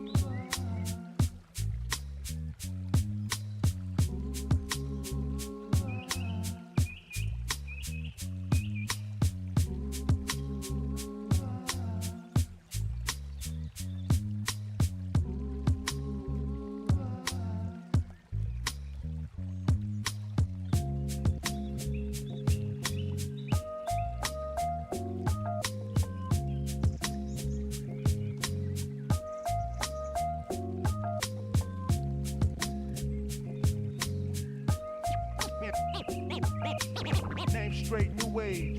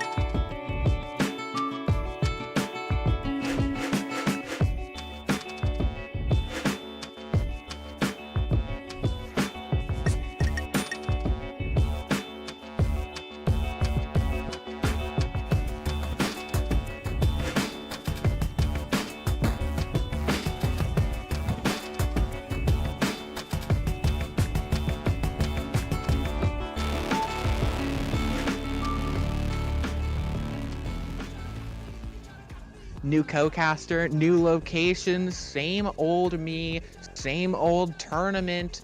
Welcome back to the Kunoichi Kommotion North American Open Bracket, where we've got two new teams. We got Blast Off, we got Beagles Baddies, and like I said, we've got a new co-caster on the stream. We've got Megalass. Welcome back. Welcome. Welcome. Thank you. I'm happy to be here. You know, it's always fun to get to do little tournaments like this, and I think we have a fun match here on our hands, with Blastoff and Bagels Baddies. Sure, maybe not the craziest stakes in the world, as one of these teams is 2-0, the other's 0-2, but it's sure to be fun. It should be fun, and you can never count out teams like this. You can never count out teams that are just waiting for a little bit of opportunity, a little bit of hubris to come through, and that's all that they need to really snap in, to lock it down, especially when you're talking first to two, Megalass. We've seen a lot of dominant games, and you know, I'm hoping and I'm praying for something, anything that's not a clean 2-0 sweep. I'm hoping for it, but we might not get to see it. Yeah, but I mean, you know, as you said, with first to two series momentum, it can quickly slip out of your hands. So there definitely is upset opportunity here if Bagels Baddies can get off on the right foot. But I mean, you know, it really comes down to just how they're feeling in the moment, right? When you don't have that pressure on you, when you certainly maybe already feel like you're down and out, it can elevate you. You can start to play just sort of better just because you truly feel like you have nothing to lose at that point, right? So you're just going for it, and this could be that striking opportunity.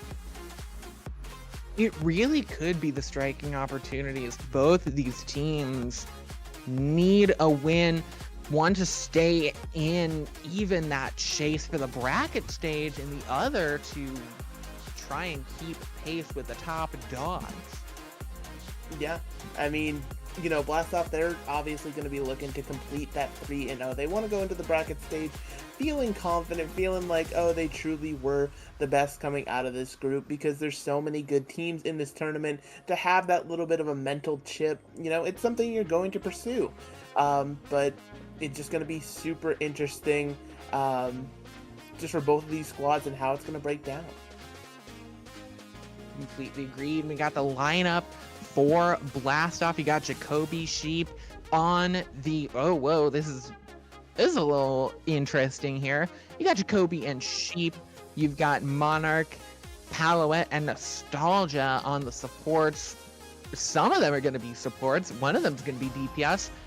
Who's to say? Certainly not me, as I do like this, and you do recognize a few of those names. You recognize Monarch, you recognize Nostalgia, Palouette, Sheep as well. All of these are fairly recognizable names from the Calling All Heroes scene. Yeah, and you know, having that sort of power behind you from the Calling All Heroes scene, you can see why they've been performing so well here in the group stage.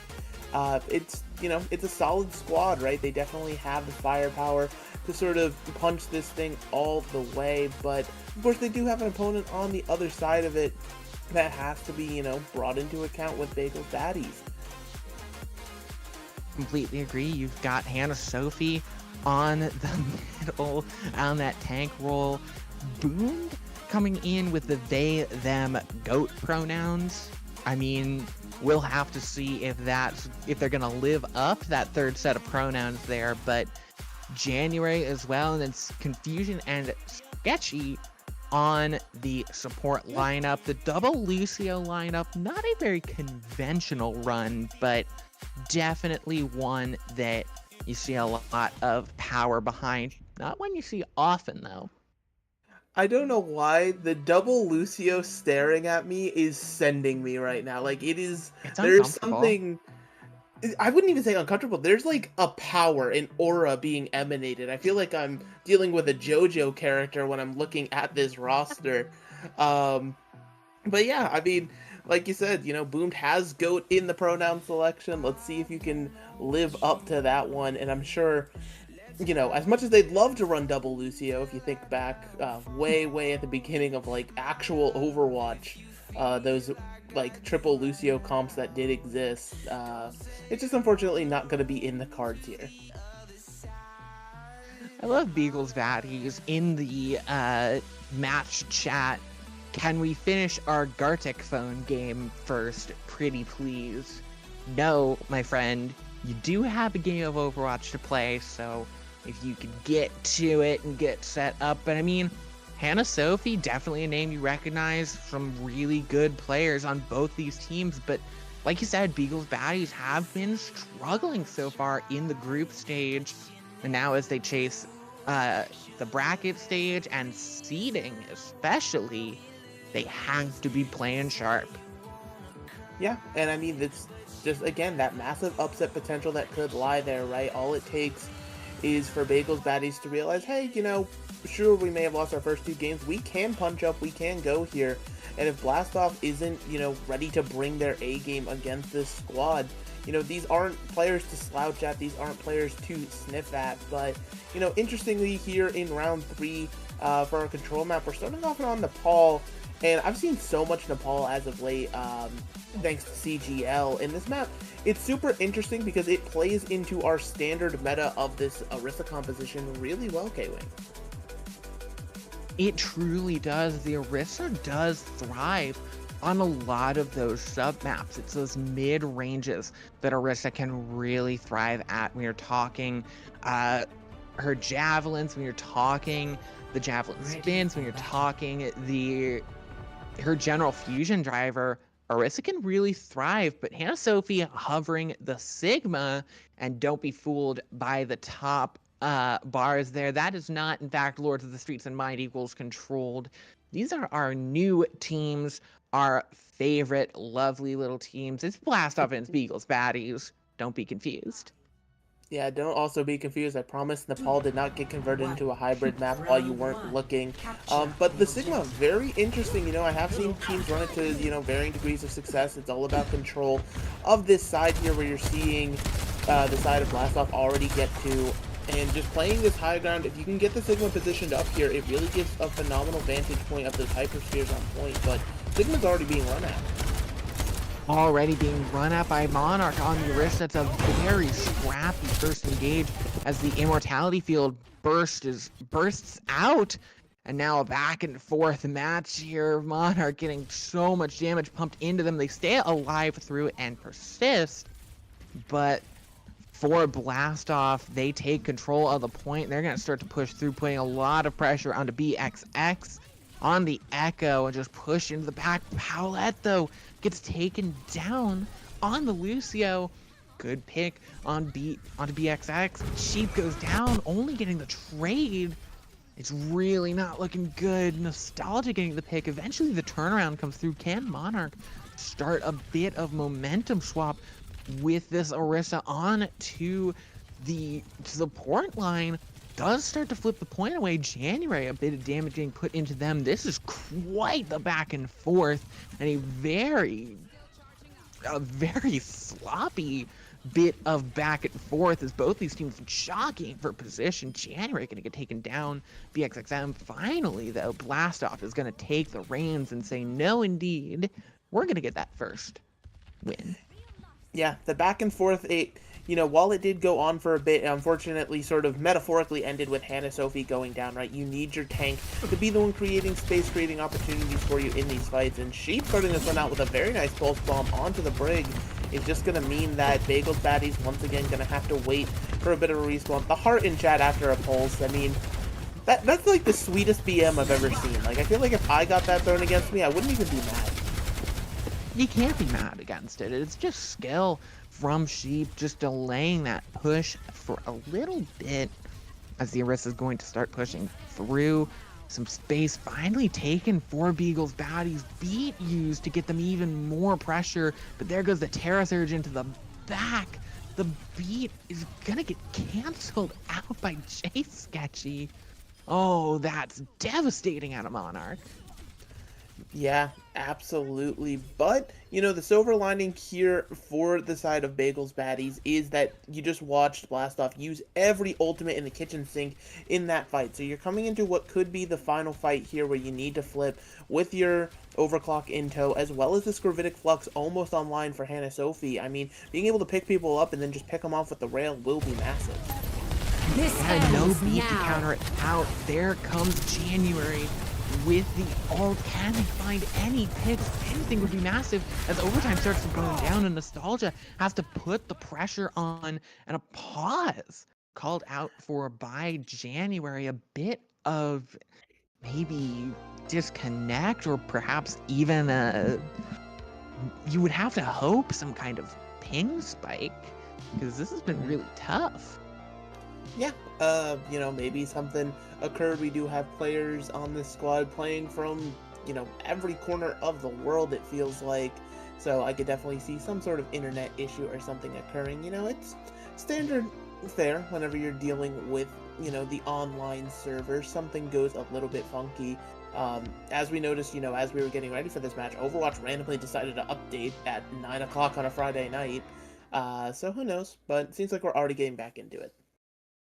Yeah, already hopping right back into the action as overtime starting to burn down, and it's going to be a bit of just round one going through. Beagle's baddies taking it 100-17. If I'm not mistaken, the names are still flipped, so it actually was Blastoff securing that round, unless I am terribly mistaken.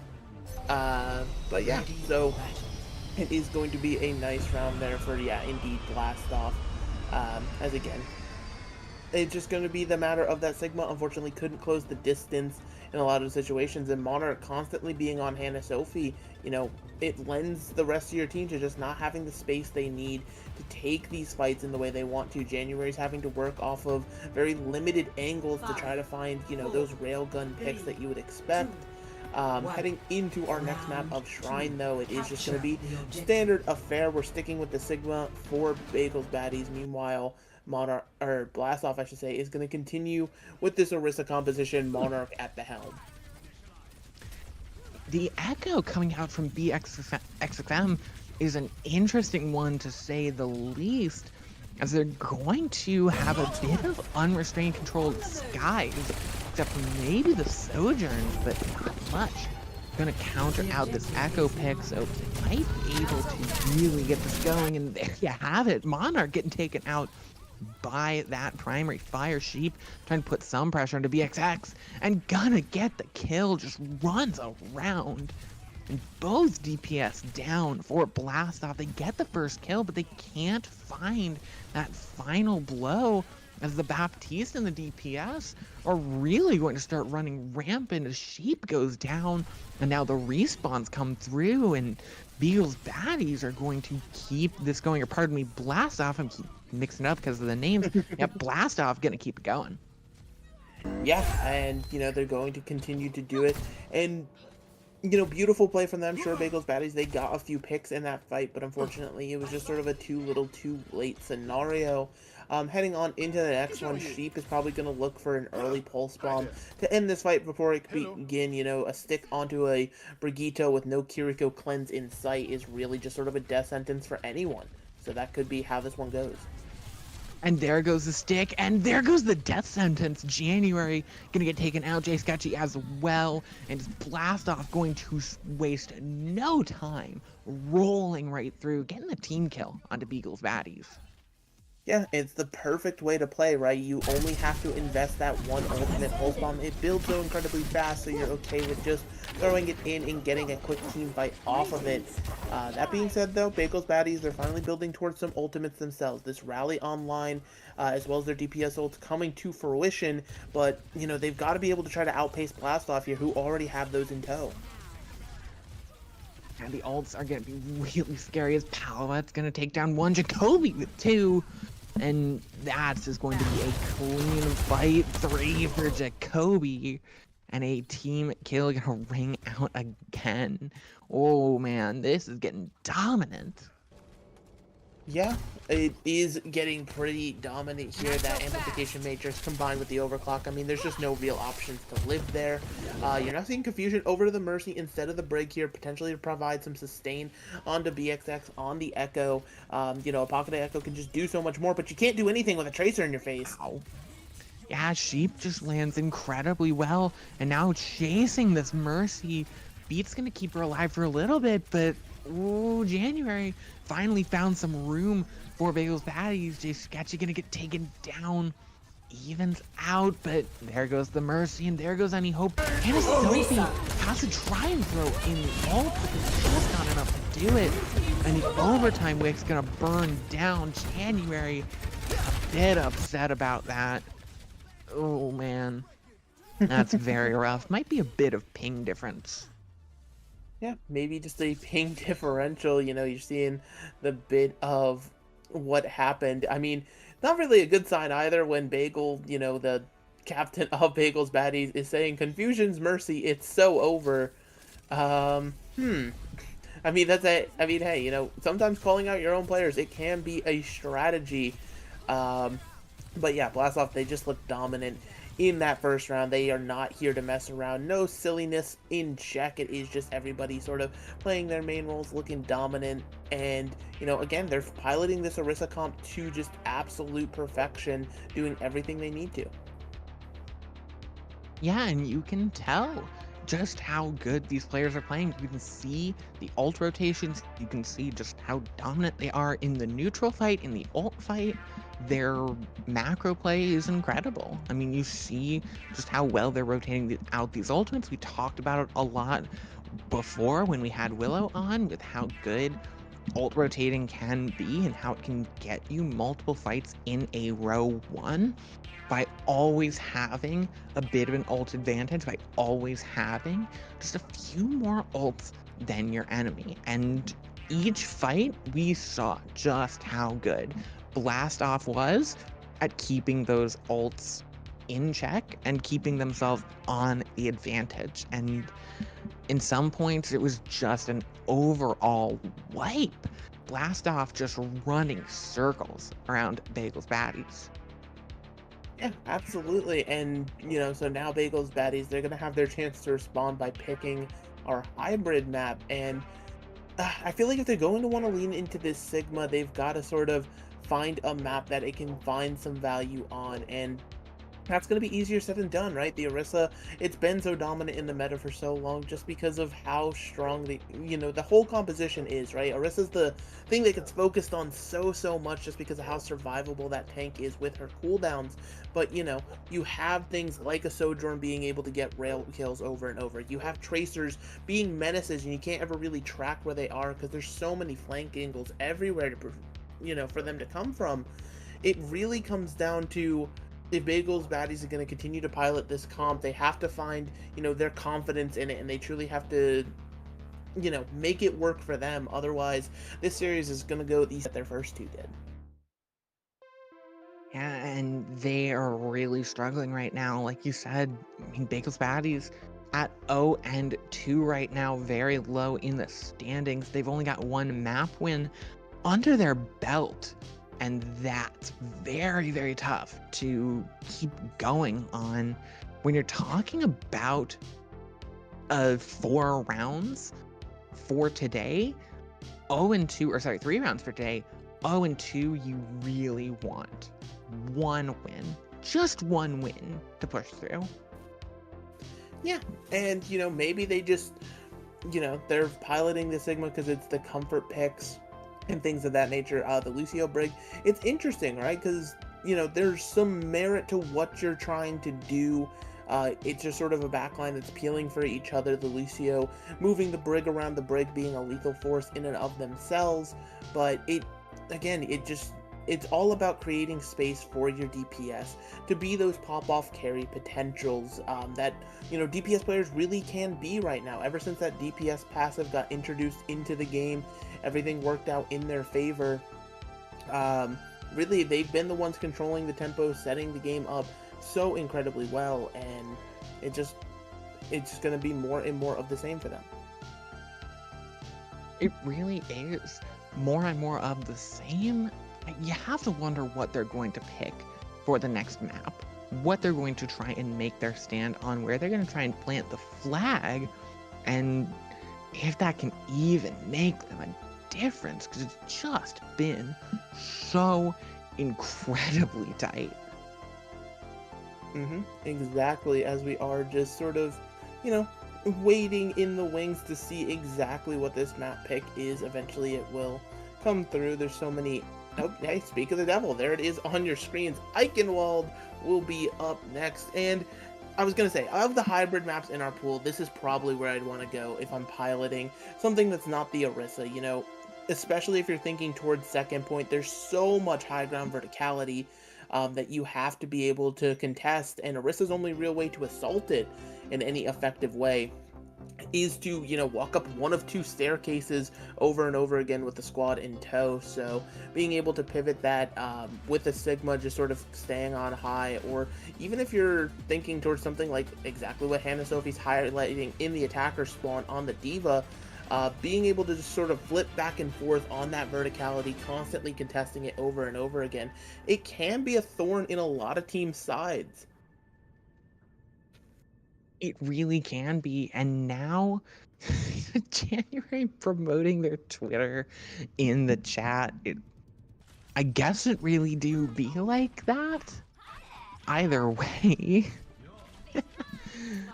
I mean, for Bagel's baddies, they're really in a tight spot as the doors open to Eichenwald.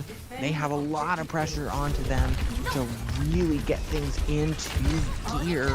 Hannah Sophie going to be into the wall by the javelin of Monarch. Blast off is in some trouble. Palouette is going to be very, very low. Gonna stay alive though, but Jay Sketchy is gonna take them down. This is a new Eagles baddies. They might just have something here. They do lose the mech of Hannah Sophie, and they are going to lose Hannah Sophie. Because Jay Sketchy goes down, if now it's just not enough, they lose the rest of them, and Blast Off is gonna take it solidly. Yeah, but this composition for Bagels Baddies is not designed to win the first fight. You're definitely looking towards those ultimate engages, especially with something like Genji in tow, right? That Dragon Blade, it can come up in such a massive way, and you're seeing Blast Off, they're already having a pivot, right? They can't be on the Baptiste anymore for Palouette. It is over to the Moira now, just to be a little bit less diveable. You have a bit more sustain and just ability to go around. You do have that ability to go around. They are going to start going around, get some position on the point to get that first tick, and Sophie going to get D-necked again. There goes the Terra Surge, just gonna put that damage into Jay Sketchy in January, and it's another one fight for Blast Off. Some expensive ults to use, but they're gonna be happy with it overall. Yeah, but I mean, Bagels Baddies, they were able to get in on point. They were able to just run past Monarch on the Orisa, at least get a tick for their troubles here. Do that 2 more times, and then this payload starts pushing. So now with the ult advantage, starting to finally swing in Bagels Baddies' favor, they're heading towards their Pulse Bomb as well as this rally. It could be their time to engage and really find value with it. They're going to need to find some massive value. The rally comes through. It's again position forced on the point. EX finds the pick on the sheep. That's a big pick for Bagels Baddies. Can they keep Hannah Sophie alive though? They've been demeched very quickly, but no, they don't actually get any contest from Blast Off. They're going to back off. Monarch going to get taken down, and it's a breakneck chase for the stragglers of Blast Off, but Jacoby's on the point, and Jacoby's taking out everybody on the card. Yeah, and this is the start of something here for Blast Off, as you're seeing.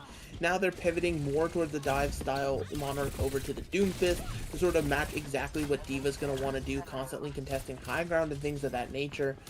Beautiful picks from Jacoby actually means that this door hasn't opened up on point B yet, so we're once again fighting closer to what you'd expect a point A fight to be.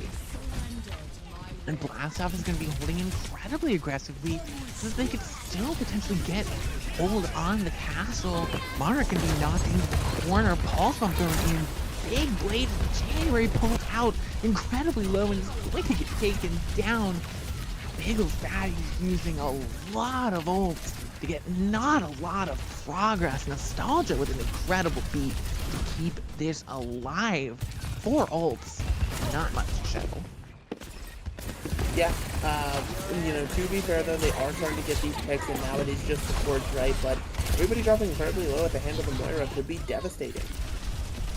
And BX and Jay Sketchy just get taken down. Bomb thrown in, the door does finally open, but it's all blue in the kill feed all the day long. Monarch cleaning up on the Doom. Yeah, and you're seeing just how aggressive Blastoff wants to be here. It's almost like they're making Bagels baddies pay for the fact that they were able to unlock the payload, not even giving them access to second point to take advantage of that high ground mobility that they have. You know, having to fight in your spawn over and over. Oh, Sheep with the double kill, pulse bomb in the back. It's just another team fight win and potentially even a team kill for Beagle's Baddies. Yeah, and you know, there's got to be some sort of like reset that occurs here, right? You have to realize, okay, they're going to be diving into our spawn room doors, and they're now making this rotation out onto the Doomfist with the rally. This has to be their fight to win. They have to. The rally comes through. Doomfist still makes it out of the Meteor Slam alive, and is going to wreak even more havoc. Jay Sketchy goes very low, but it's going to be Hannah Sophie in the danger zone. Gonna get taken out of the mech. Confusion next fall. The beat's gonna be thrown out. Down 2 in the mech. And it's really not gonna give them the value. Just delay the inevitable here, Mega. Yeah, and you know, now it's just again the spawn room once again, a pulse bomb being donated by Sheep. And I'm sure that, you know, Bagels Baddies will appreciate that. BXX now off of the Tracer, deciding his duel is no longer with it, over to the Cassidy to try to punish some of this dive. And Hannah Sophie now on the Orisa again, you know, another character that can sort of punish this dive, hit a spear, and just really make these characters pay for their over-aggression. I like this counter swapping from Bagels Baddies. I think they've got a chance here, and they're going to get those picks, especially with this cat swap from BX. The Doomfist gonna go in, they're gonna have some luck, but just not enough. Mana taken down, and Blastoff gonna be thrown back. Yeah, you know, my only complaint is maybe this counter swap could have come out a tad bit sooner, but it's here now, and that's what matters. So, heading into the next fight, you're going to see Nostalgia probably continue to hold this down barrier, waiting for the moment January decides that Dragon Blade could get value just to negate all of it. Meanwhile, you're seeing Blastoff, they're able to hold the high ground thanks to Jacoby's spam damage. Jay Sketchy, they're gonna get taken down, killed immediately, looped around the map, and thrown into spawn. Monarch just using the Meteor Strike for some funsies, I guess, to put this spawn camp, maybe even. And there goes the emote from Jacoby. No way they're bringing out that much BM, as January on the Echo is going to touch the trigger overtime, but they're going to be forced off by 2 supports. As now January hit by the Coalescence, tracked incredibly well. And Paulette gonna land 2 kills. The Moira's really popping off as the overtime gets burned down. Hannah Sophie losing any HP. There you go. Eventually taken out. 79.4 meters. Nothing to sneeze at, Mega, but I don't know. It felt hollow for Bale's Baddies. Yeah, I mean, there's really no other way to put it. Blastoff, they felt in control of that, you know, for pretty much every single fight, albeit, you know, besides where they were getting counterpicked and figured out. Bagels Baddies, you know, they realize what these adaptations are, but just being slow to adapt is unfortunately, you know, what is sort of being their bane right now. And now that you're heading into a situation where you're going to have to put up a pretty impressive defense to take this map, I mean, you know, maybe try to bring out more of the Orisa, maybe try to get a little bit closer to that meta, and, you know, it shows that you guys can play it, right? Hannah Sophie, once you made the counter swap, BXM on the Cassidy even, it really can pay dividends to just, you know, punish the other team's over-aggression. And Blastoff, they're clearly having confidence behind them right now. You're seeing just how far they want to push every single fight, time and again. You know, they were holding spawn doors for a majority of that map. It just shows, you know, that's a team that you have to find a way to punish, because they're not going to remove themselves from your spawn. You have to do it yourself. They really aren't. And now, as the doors open, you have to be worried for Bagels Vaddies. They have to have a very strong defense. It's going to start at point A. They do have a bit of wiggle room if they lose point A. They're looking for about a minute on the clock. If they let Blast Off cap at all, they cannot go down in this first fight. Jacoby on the Reaper is something to be scared of there for the Orisa. So Jacoby's gonna roll right in, take out Confusion. Looking for anything more? Well, you're gonna have to go back to spawn. January and BX very low, and only one can be healed, but it'll just be who's on the field the longest is cleaned up. And Blast Off don't even take a minute off the clock to capture point A. Clean. Yeah, and having your Tracer there to follow up on your Orisa's damage as well as just get kills like that. I mean, Sheep is putting on a performance right now on this Tracer. And yeah, again, it's just sending Bagels Vaddies reeling, right? They're now over to the Ash to try to, again, utilize this high ground to their advantage, but they're already forced back. They can't, stay in the face of a Kiriko. Paulette just getting super aggressive on the support role as we've seen so far. Just a very aggressive play by Hannah Sophie, popping the gold in front of the other Orisa. It's just not looking good. Paulette landing 2 picks. Oh man. Sheep landed the 2 others, and 5 minutes remaining, and maybe 1 fight left. No, it's a team kill. I don't even know if they'll be able to land the pick. They'll get the contest. Yeah, it'll probably come down to either Lucio or the Moira here, but unfortunately, it seems like it is already too little too late. That's really tough there. That is the GG's ringing out. Blast Off, I mean, if you're a big Blast Off investor, your stonks are going to the moon, I might say. Tee-hee-hee. But for Bagels Vaddies, 0-3 on the Swiss tournament. What's that in the chat? What's that in the chat? I mean, Hannah? I was gonna say, Hannah just wants to appreciate you and just let you know, they appreciated you being Hi, here. Hannah. You know what? I appreciate them being there here too. Thank you, Hannah. But an incredible performance from both those teams. I don't want to disparage Bagels Vaddies, especially when their main tank was so nice to me. But really dominant from Blast Off, taking it very solidly and keeping themselves undefeated at 3-0. It's a strong start to the tournament, and hopefully one that we'll see continue as we go forward.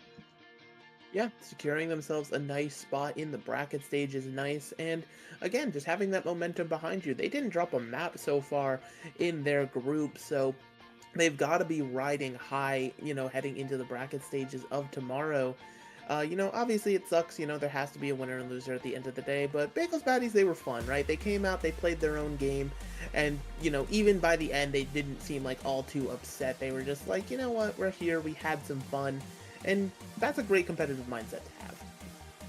It really is a great competitive mindset to have, and especially when they're coming from an outside tournament. Bagels Vaddies, of course, coming from Blitz. I don't know if you know that specific tournament, but the Blitz esports tourneys. Coming from that group, just a group of friends getting together, having some fun, and playing some Overwatch. Definitely not looking to stick it to the top 10 team, to the top 1 team, but playing an incredible game and playing it through the entire way. But that's going to be another game of Overwatch through. We're going to take that short break. We're going to come back with something actually pretty new because, well, we're wrapped up with the NA Open Division and the EU Division. So what's left, Mega? Why we're hopping down, or I should say we're rising up to the NA Rising Division for a special little treat. We're going to see our Rising Division, and we're going to see them pop off with a bit of the lower ranks. So don't go anywhere. Don't change the channel. Water is the We'll be substance right back. of See you living then. substance, yet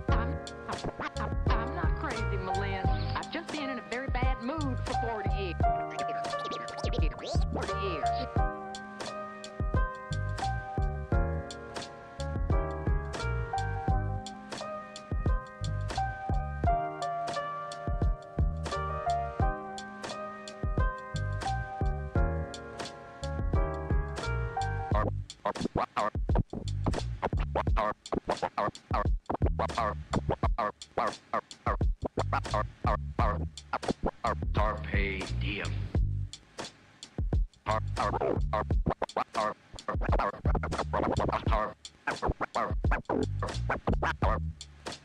Carpe diem.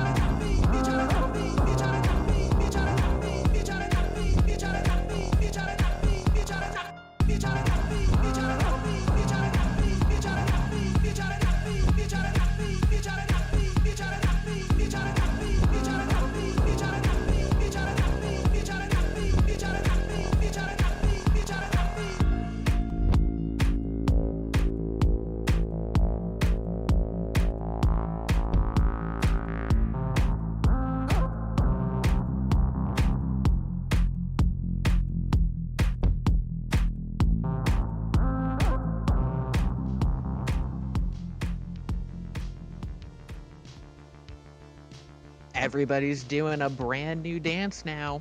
Come on, baby. Kunoichi Kommotion. Welcome back. We've got quite the treat for you here. We've got the NA Rising Division, and we've got NDA Inferno versus Kaiju Corps MX, two very different teams. And Kaiju Corps, definitely a team that, you know, if you, like me, have been around that kind of Midwest Overwatch scene, Kaiju Corps is a name that you hear a lot about. So, definitely a team that I'm excited for, pardon me. We've got Sandbox God and Saturn on the DPS with Felix Felicis, on the tank with Hollow, Can't Aim, and Wamehi. On the support lineup, definitely an interesting lineup. I'm not too familiar with the Rising series ecosystem, but I've heard some good things from our producer. Yeah, I mean, the Rising series, you know, it is fun. You know, obviously, sometimes these players aren't afforded the opportunities to get to showcase some of the talents they have and show why they are rising up, and, you know, potentially somebody to keep your eyes on potentially down the line. But, you know, everybody's been kind of taking matches off of each other here in the Rising, so it's really a close affair between all of these teams. As you said, Kajuichi Corp, I mean, they're known, everybody loves them, but on the other side of the coin, NDA Inferno, I mean, this team is no slouches either. They've got a nice little squad here that I really think can sort of push the pedal to the metal and, you know, take it to one of these known squads. Yeah, for Kaiju Corps MX, currently at, it looks like 2-0. On the day so far, with NDA Inferno on 2-1. I think we might not have all of the results from all our teams. Tut teams, please get us your results. Yeah, indeed, we had a match against Redacted CAH that I guess didn't get reported. Oh, it appears that Kaiju is still playing that match against Redacted CAH. That's interesting. So, like we said, NDA Inferno, we've got Sari and Miku. We have another instance of no tank disease. I guess it's spreading. This seems like kind of your average roster before Roll Lock was introduced, except if you took those two supports and made them also DPS, then it would be your pre-Roll Lock comp game matchup. Yeah, remember that? Yeah, I don't miss it. Hey, you know, honest to goodness, there's like a part of me that misses it. I'll queue for like a game, and then I'll remember why it's not how we play Overwatch anymore. But yeah, you know, it seems like Callie is the tank, even though they're highlighting the Pharah character. And I mean, hey, listen, as somebody who enjoys playing tank and also loves Pharah, I completely get it. I don't want to highlight any tank right now either. Just being able to play Pharah should be, you know, expected. Should be the fun alternative to basically just your job being, hey, live as long as humanly possible. Eventually you'll die, but hopefully your DPS do something in the meantime. Yeah, I mean, hopefully for NDA Inferno and for Kaiju Corps, it looks like as Kaiju Corps still finishing up that game against Redacted CAH, we're going to pump the brakes on it. We're sorry for getting your hopes up so soon, but we're going to be right back once Kaiju Corps have finished up that match, and we can tell you a little bit more about their record and about what's going in to the Rising series. So until then, we'll see you once Kaiju Corps have finished up that match. So don't go anywhere, because we'll be right back.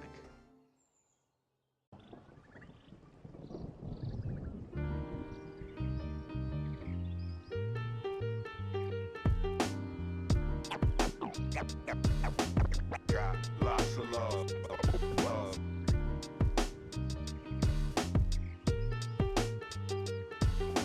Got lots of love. Love.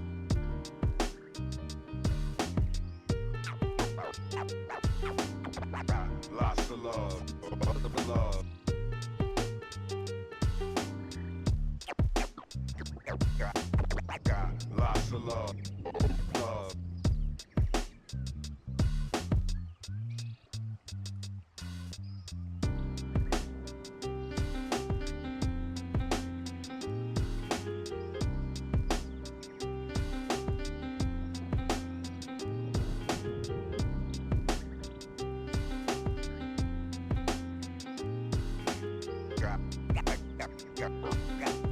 Got lots of love. Love.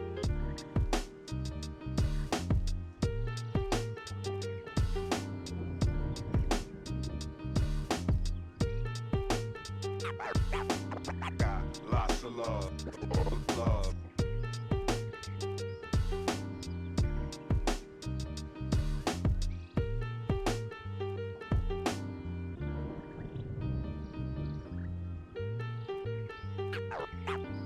Got lots of love. Love.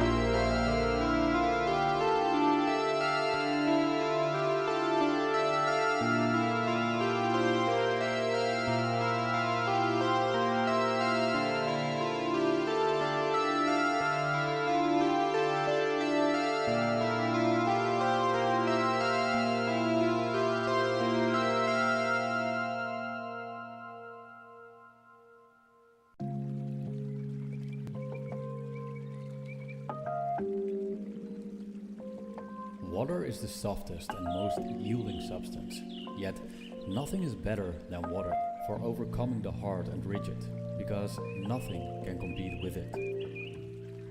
Lao Tzu.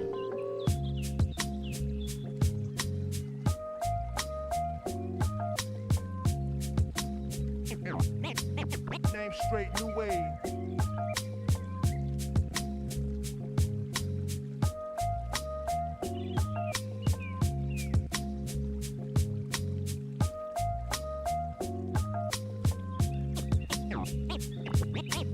Name straight, new wave.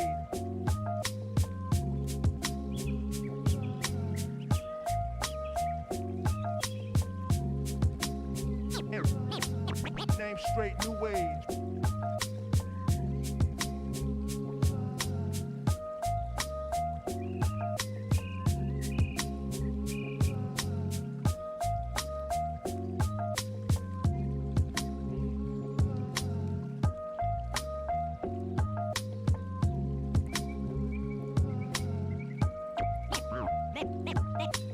Name straight, new wave.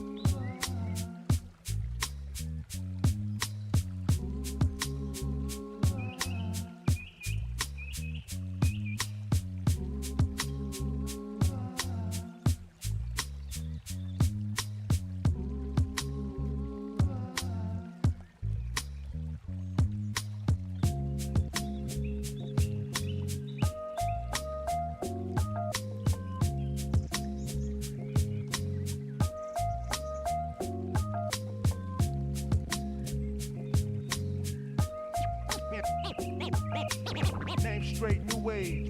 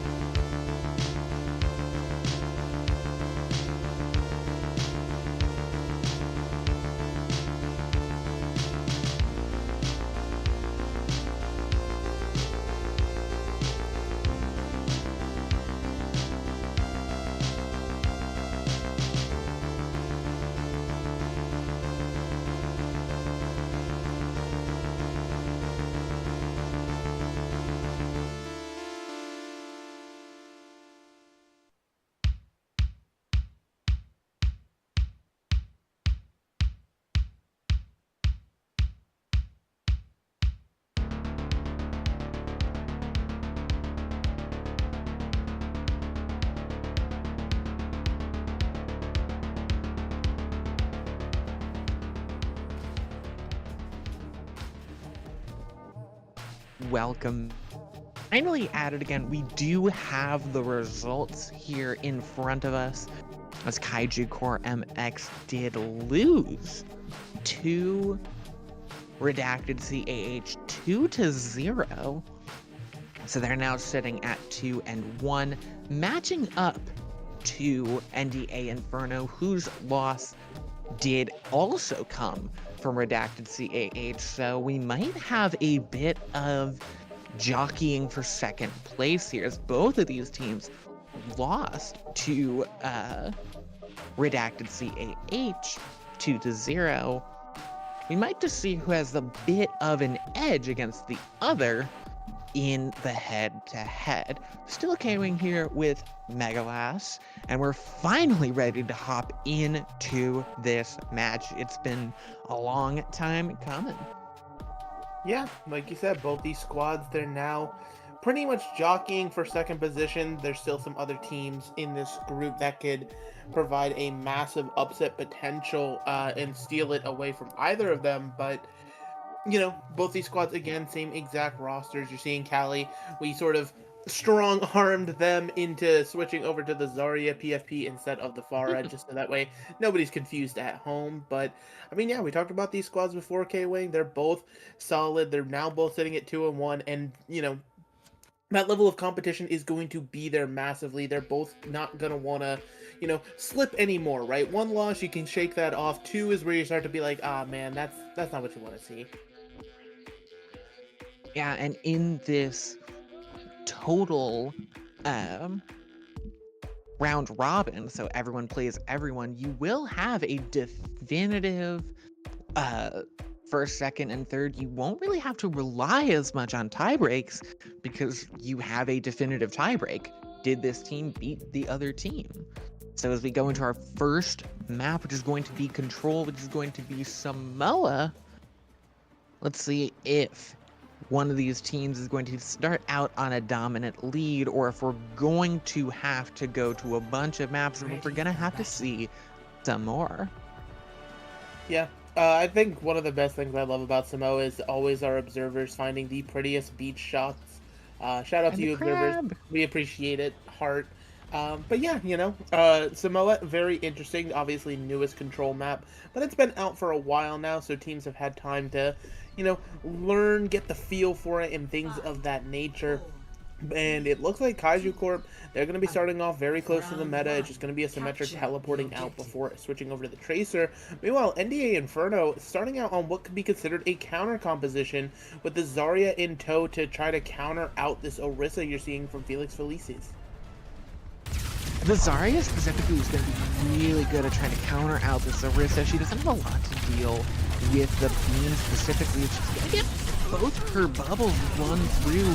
She's going to get run over a bit, saved by the grace of the Kiriko, as Saturn's going to get taken down, and NDA is going to start running through with their Zarya, and Felix having to duck into the left side. She does move a few off of the high ground and forces them on the point where it's really just Sandbox holding on to the little bit of space that Kaiju Core has left. Taicha goes down, and Sandbox God getting that pick, so Kaiju Core starting the turnaround, and it's going to be a solid play, as Kaiju Core will capture the point. Some really good picks follow on the Lucio. Yeah, it's really nice when your Lucio can be that extra DPS that you need sometimes. And, you know, it was so interesting, NDA Inferno, they get that first pick, taking Saturn out of the fight, but again, it just shows Orisa survivability. They can't remove this tank, they can't get these supports off of her long enough, and so now you're seeing another flank duel with Sandbox God finally being punished a bit, having to back out. Having to back out, but not getting picked off, and is now going to be able to jump right into the backline. Calliope getting taken out early, and Felix Felicis getting massive amounts of damage and more on the kill streak. Absolutely, you know, throwing in the Kitsune Rush just to make sure that fight goes their way, but they have a solid ult advantage. The Pulse Bomb already online along with that Terra Surge, just 2% away. Meanwhile, NDA Inferno is trailing in that tank ult charge category, but who knows? They're gonna have to this duplicate. Maybe that can pay some dividends. Ooh.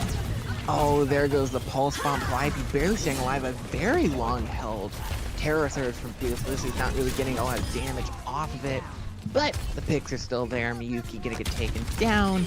And Kaiju Core, that's just gonna be all she wrote. Calliope might even get staggered out. Yeah, there you go. 65% on the board and climbing. It's so crucial to make sure the Zarya dies in these fights, because then you're resetting Calliope's energy time and again. They're having to expend bubbles just to make sure, you know, they can do some damage, because Zarya, without that high charge, she really just doesn't do enough damage for these fights to be long. Stacking up some DPS ult part is NDA. Inferno using that overclock. Does get one pick on the sandbox god. Sorry, landing two. Finally landing some amount of space. Kitsune Rush thrown in the end. Might be a bit of an overinvestment, but it'll get them the point. But I asked the question all casters ask at a big, expensive fight. At what cost? Yeah, and cost might be something that haunts them here as Kaiju Core, they're building towards their second round of ultimates. Some of them didn't even have to expend them so far in the match. So it is going to be interesting, especially in terms of what subpart tries to use this sound barrier for, what ends up being mitigated, or if it just has to be used in raw desperation to keep people healthy. Oh, Miyuki's gonna get taken out. That's a big opening. And Felix losing Saturn using the ult. There's the grab. Countered out by the beat incredibly effectively. Kitsune Rush thrown in the middle. And that one ult used up by NDA. Maybe a bit superfluous. That's going to win Kaiju for the fight. And potentially the round as the overtime loop starts burning down. Miyuki taken out by the charged up right click from Saturn. And Saturn taken out too to clean up. Terra Surge thrown in. No one can stop it. Coconuts for Kaiju Core. You know, I remember when this map first came out, the devs explained why the coconuts fall in there, but like it truly just looks funny. There's no other words for it. They just kind of materialize as a little victory dance for the team that caps the point. And Kaiju Core, I mean, you know, they came out, they did what they needed to on that standard Orisa here. As we're heading over to the volcano, though, at least here in the spawn room, they're hovering something a little bit different. They're trying to potentially mirror this Zarya, as well as an Alari could be in effect, but actually lots of swaps coming through. I would be interested to see if we're actually walking out on... Okay, I was going to say, Lucio Mercy is not the composition I would recommend for any team ever. No, you'd never want to see Lucio Mercy. NDA Inferno looking to play a highly mobile brawl comp with that Lucio Moira comp with a Junker Queen, but it's just going to get out-brawled. It's just going to get run over by the members of Kaiju Core MX, catching the backline off guard and just landing right on top of them. They're just going to have to retreat, let Kaiju Core take the point. Yeah, making sure that reset comes through for NDA is super important. There is going to be another little switch up over to the Bastion now to potentially try to punish this Reaper in terms of an overcommitment, as well as, you know, Felix on the Zarya. That's something that has to be, you know, saving those bubbles for in such crucial situations. Oh, and the bubble comes out, Miyuki takes full advantage, chases down Felix Felicity, takes her out, follows campaign, taking a bit of damage. Can't get the pick onto Sari. She stays alive, she tanks through it. Saturn's gonna get the pick eventually, but NDA Inferno, they're finally getting something going. They're gonna stagger out this Kiriko. Just a bit more percentage for Kaiju Core, 40% to count. Yeah, and so that 40% is all they're going to have for the time being. Sari is such a giant target on the Bastion, but that giant target, it comes at the cost of that, you know, configuration mode, being able to go and just be a sentry gun, reeling in damage to anybody. It could be the thing that NDA needs to win these fights. Saturn going incredibly low, and it's taken down. Oh, Miyuki taking two, and it's gonna be a flip on the point for Kaiju Core, but they're not gonna get much higher than a few picks, a few points, pardon me, before that flips over, about 10%. Yeah, but I mean, it is a game of percentages. You know, that 10% could pay off at the end of the day. You know, heading on into this next fight, neither team really had a chance to flex these ultimates, so we're building towards a heavy ult fight on both squads. There goes the Kitsune Rush. Sandbox got to get taken down. Can even trade for Sorry, but oh, Taicho with the Coalescence, pardon me, really going to wreak havoc. And that's the only ult they used. Exactly. They traded out the Kitsune Rush as well as the Pulse Bomb for that Coalescence. And Coalescence, it's probably one of, if not the fastest building ult in the entire game. So you'll take that trade any day of the week. Kaiju Core, though, they're building close to this Graviton to combo with Saturn's Death Blossom. It's going to be massive amounts of damage if it can get off. Artillery Strike is going to put some damage into Hollow. Remy getting hit with the anti of Crazy. A lot of ults thrown out from NDA Inferno, and it looks like they're getting the better of it. Hollow using the beat might just be a bit of stalling from Kaiju Core. They're getting some picks, and they have a high charge Zarya. Felix is going to take down 2. And that will be a triple for Felix, and Kaiju wresting victory from the jaws of defeat. Yeah, I mean, the fact that Hollow was able to expend that sound barrier just to, continue the aggression where subpar, it had to be expended in response to the Graviton Surge, and so now you're seeing Saturn lurk in these corners. They're trying to catch the rest of NDA off guard and go in with the Death Blossom. Yeah, both Death Blossoms are out for the Reapers. Miyuki, we've seen a lot more of her in the kill feed. Hollow can't aim, gonna get taken down, but so is Miyuki. So it's only Saturn with the Death Blossom. Can they find a big pick? They lost both their supports. Throwing out the Death Blossom. Saturn's gonna land onto 2. Can they finish it off? It's a Zarya and the Lucio trapped in a 2v1, but Felix is gonna finish it off, finishing the fight, finishing the map. Kaiju Core take it 2-0. Yeah, and NDA, they felt so in control for a lot of that, but it just ended up slipping through their fingers in these ult fights, and when push came to shove, Kaiju Core, they had it just sort of more locked in. Their synergy was on point. They weren't having to overtly invest. They were able to win their fights super effective, and it's really what gave them the advantage here on Samoa. That being said, NDA Inferno, they definitely have the mechanical skill to take it to this squad, and I'm interested to see where we're heading for Hybrid, because really, I mean, NDA, this is going to be all on them to sort of get that extra step above to put them back in this match. It really does, and the advantage here cannot be overstated.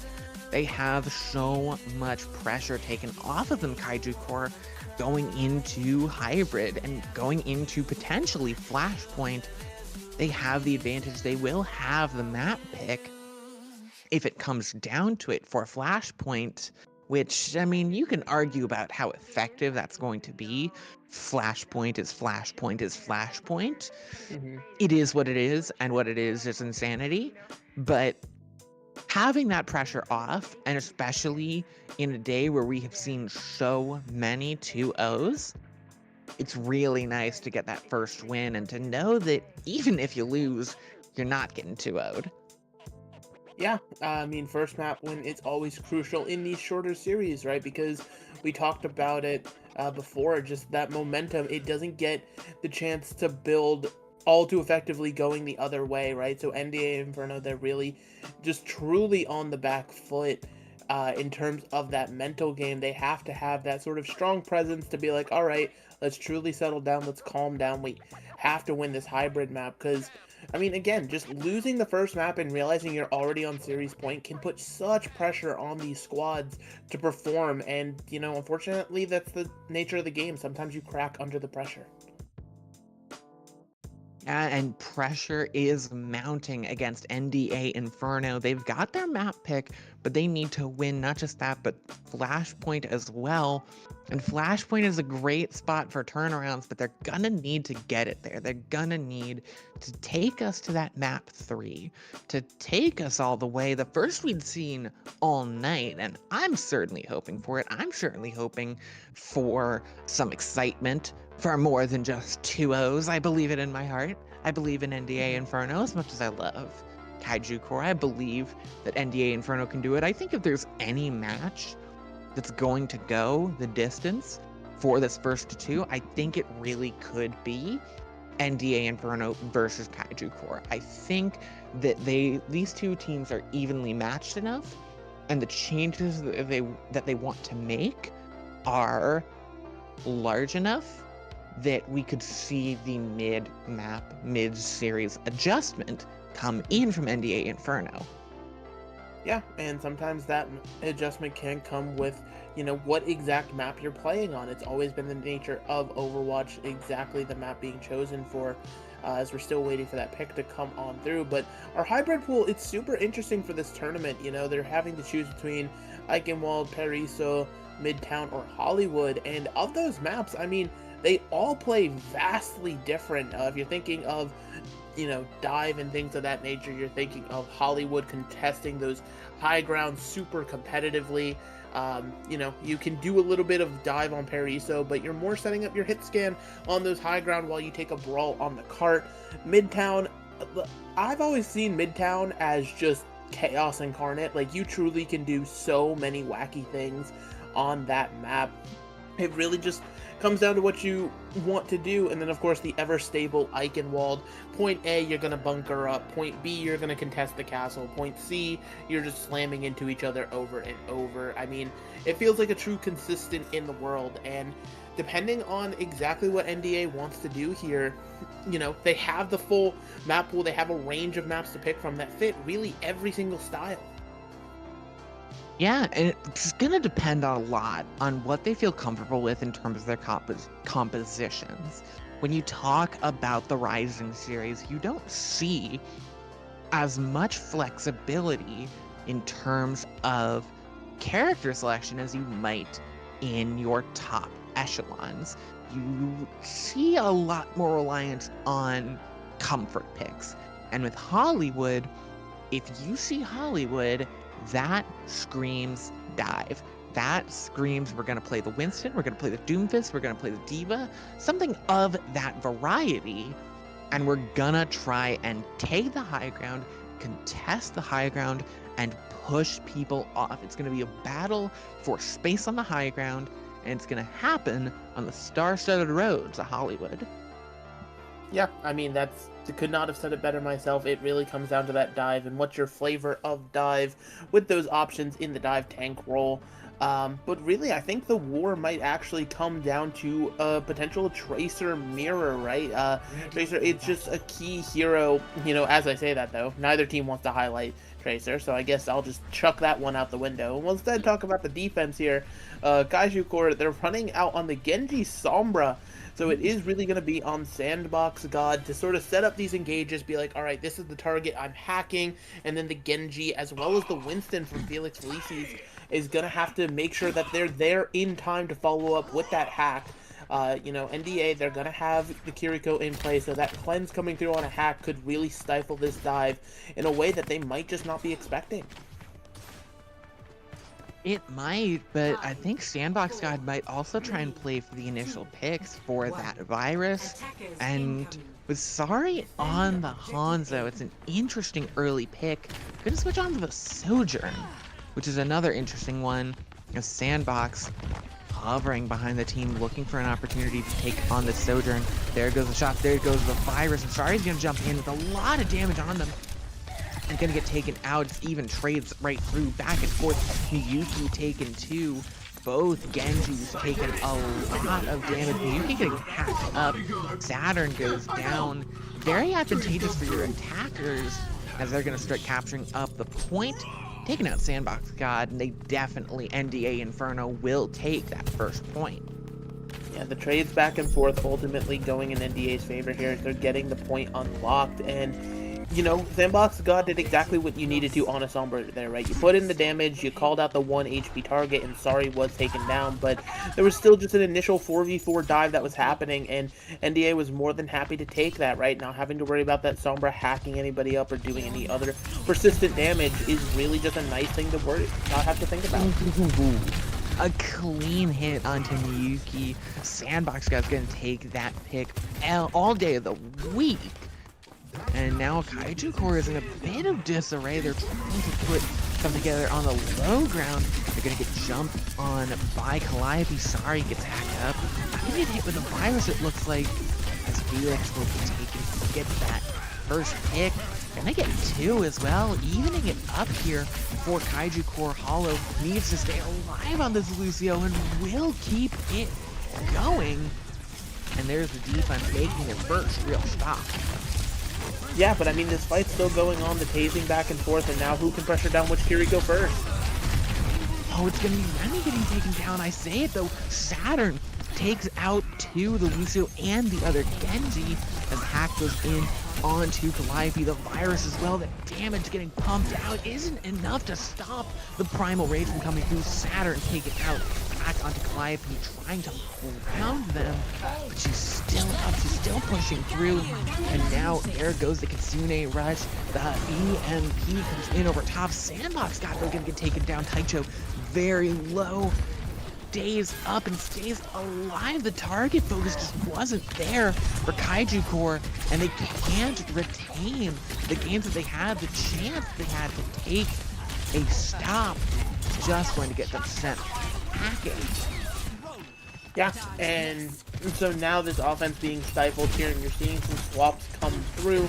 You have Calliope over to the Junker Queen now, and it's going to be really interesting to assault this with a Junker Queen, right? You're really going to have to be in sync with your Genji as well as your Lucio to make sure you can get onto a target, because there's not a lot preventing Kaiju Core from just jumping onto your backline while you're trying to close that distance onto the Queen.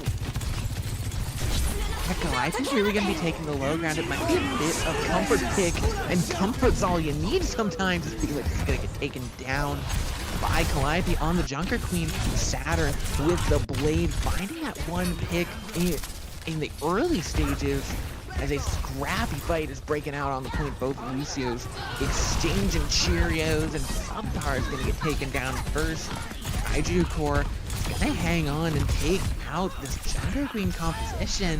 I don't know about this, Mega. Yeah, the Junker Queen, it definitely is feeling a little bit rough to get at, but if you're going to continue to run it, right, this is going to be your ample fight. You have 2 DPS ults. There's not a single tool in Kaiju Corp's arsenal outside of their raw cooldowns to try to mitigate this one, so it really is on Starry or Miyuki to be the hero for this fight, and coming up massive with these tools.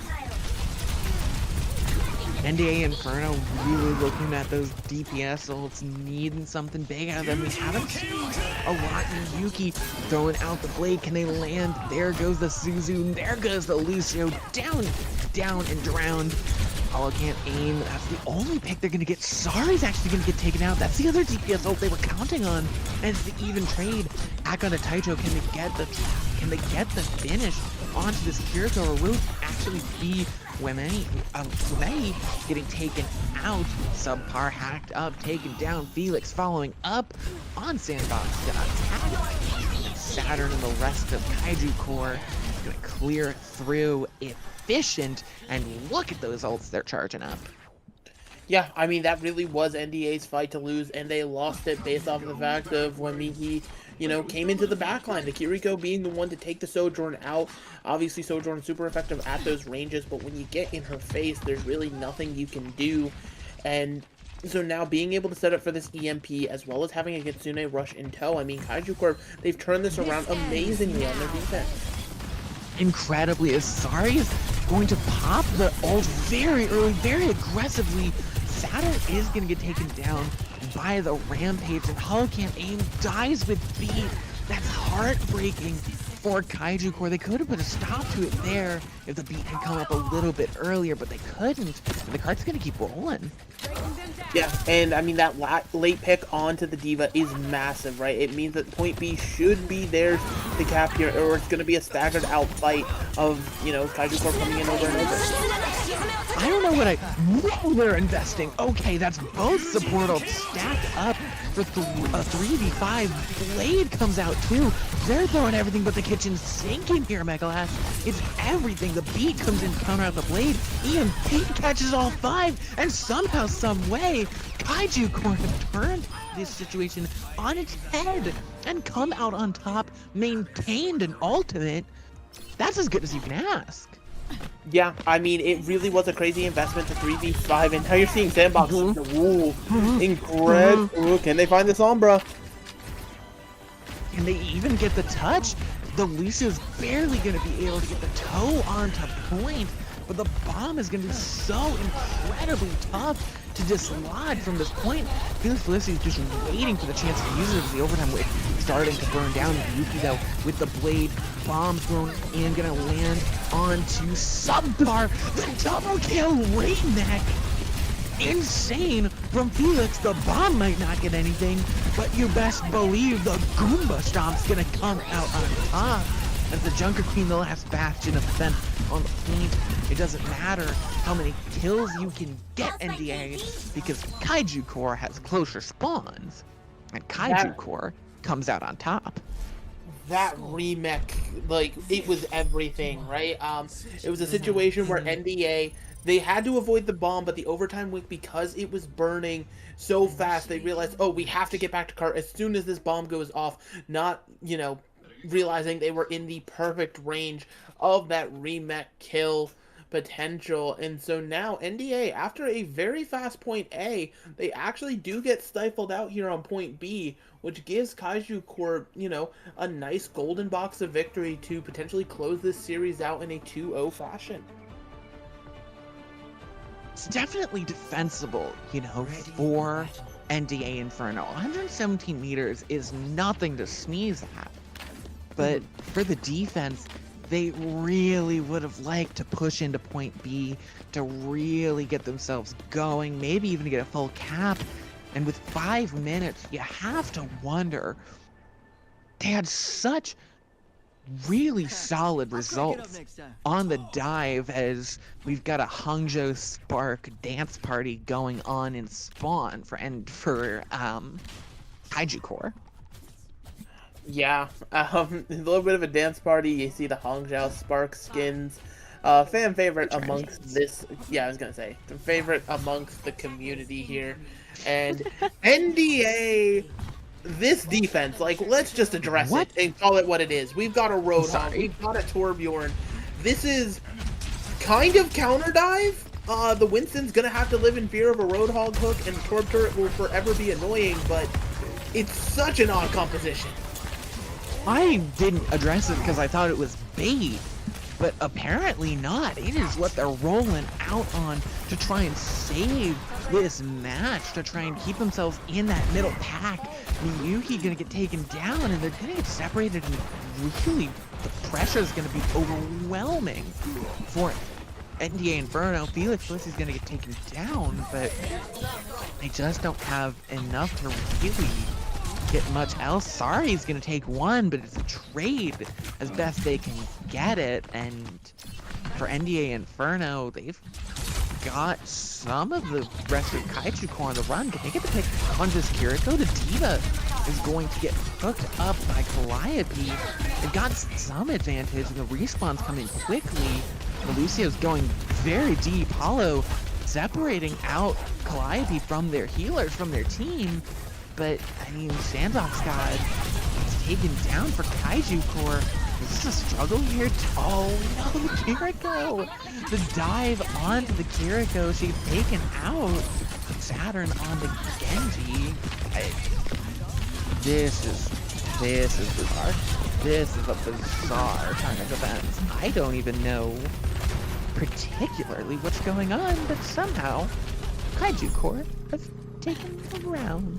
Have taken the point. Yeah, that Kitsune rush from Wamihi really was the thing that did it, combined with the fact there was no Kiriko on the other side. You know, Calliope on the Roadhog, it's something that Kaiju Core, they don't really have the raw damage to take out when both of those supports are alive. It takes an extreme amount of pressure from their composition to, you know, break down all of the HP that Roadhog can provide. So now that we're in the cart phase here, we're going to be in another heavy ult fight.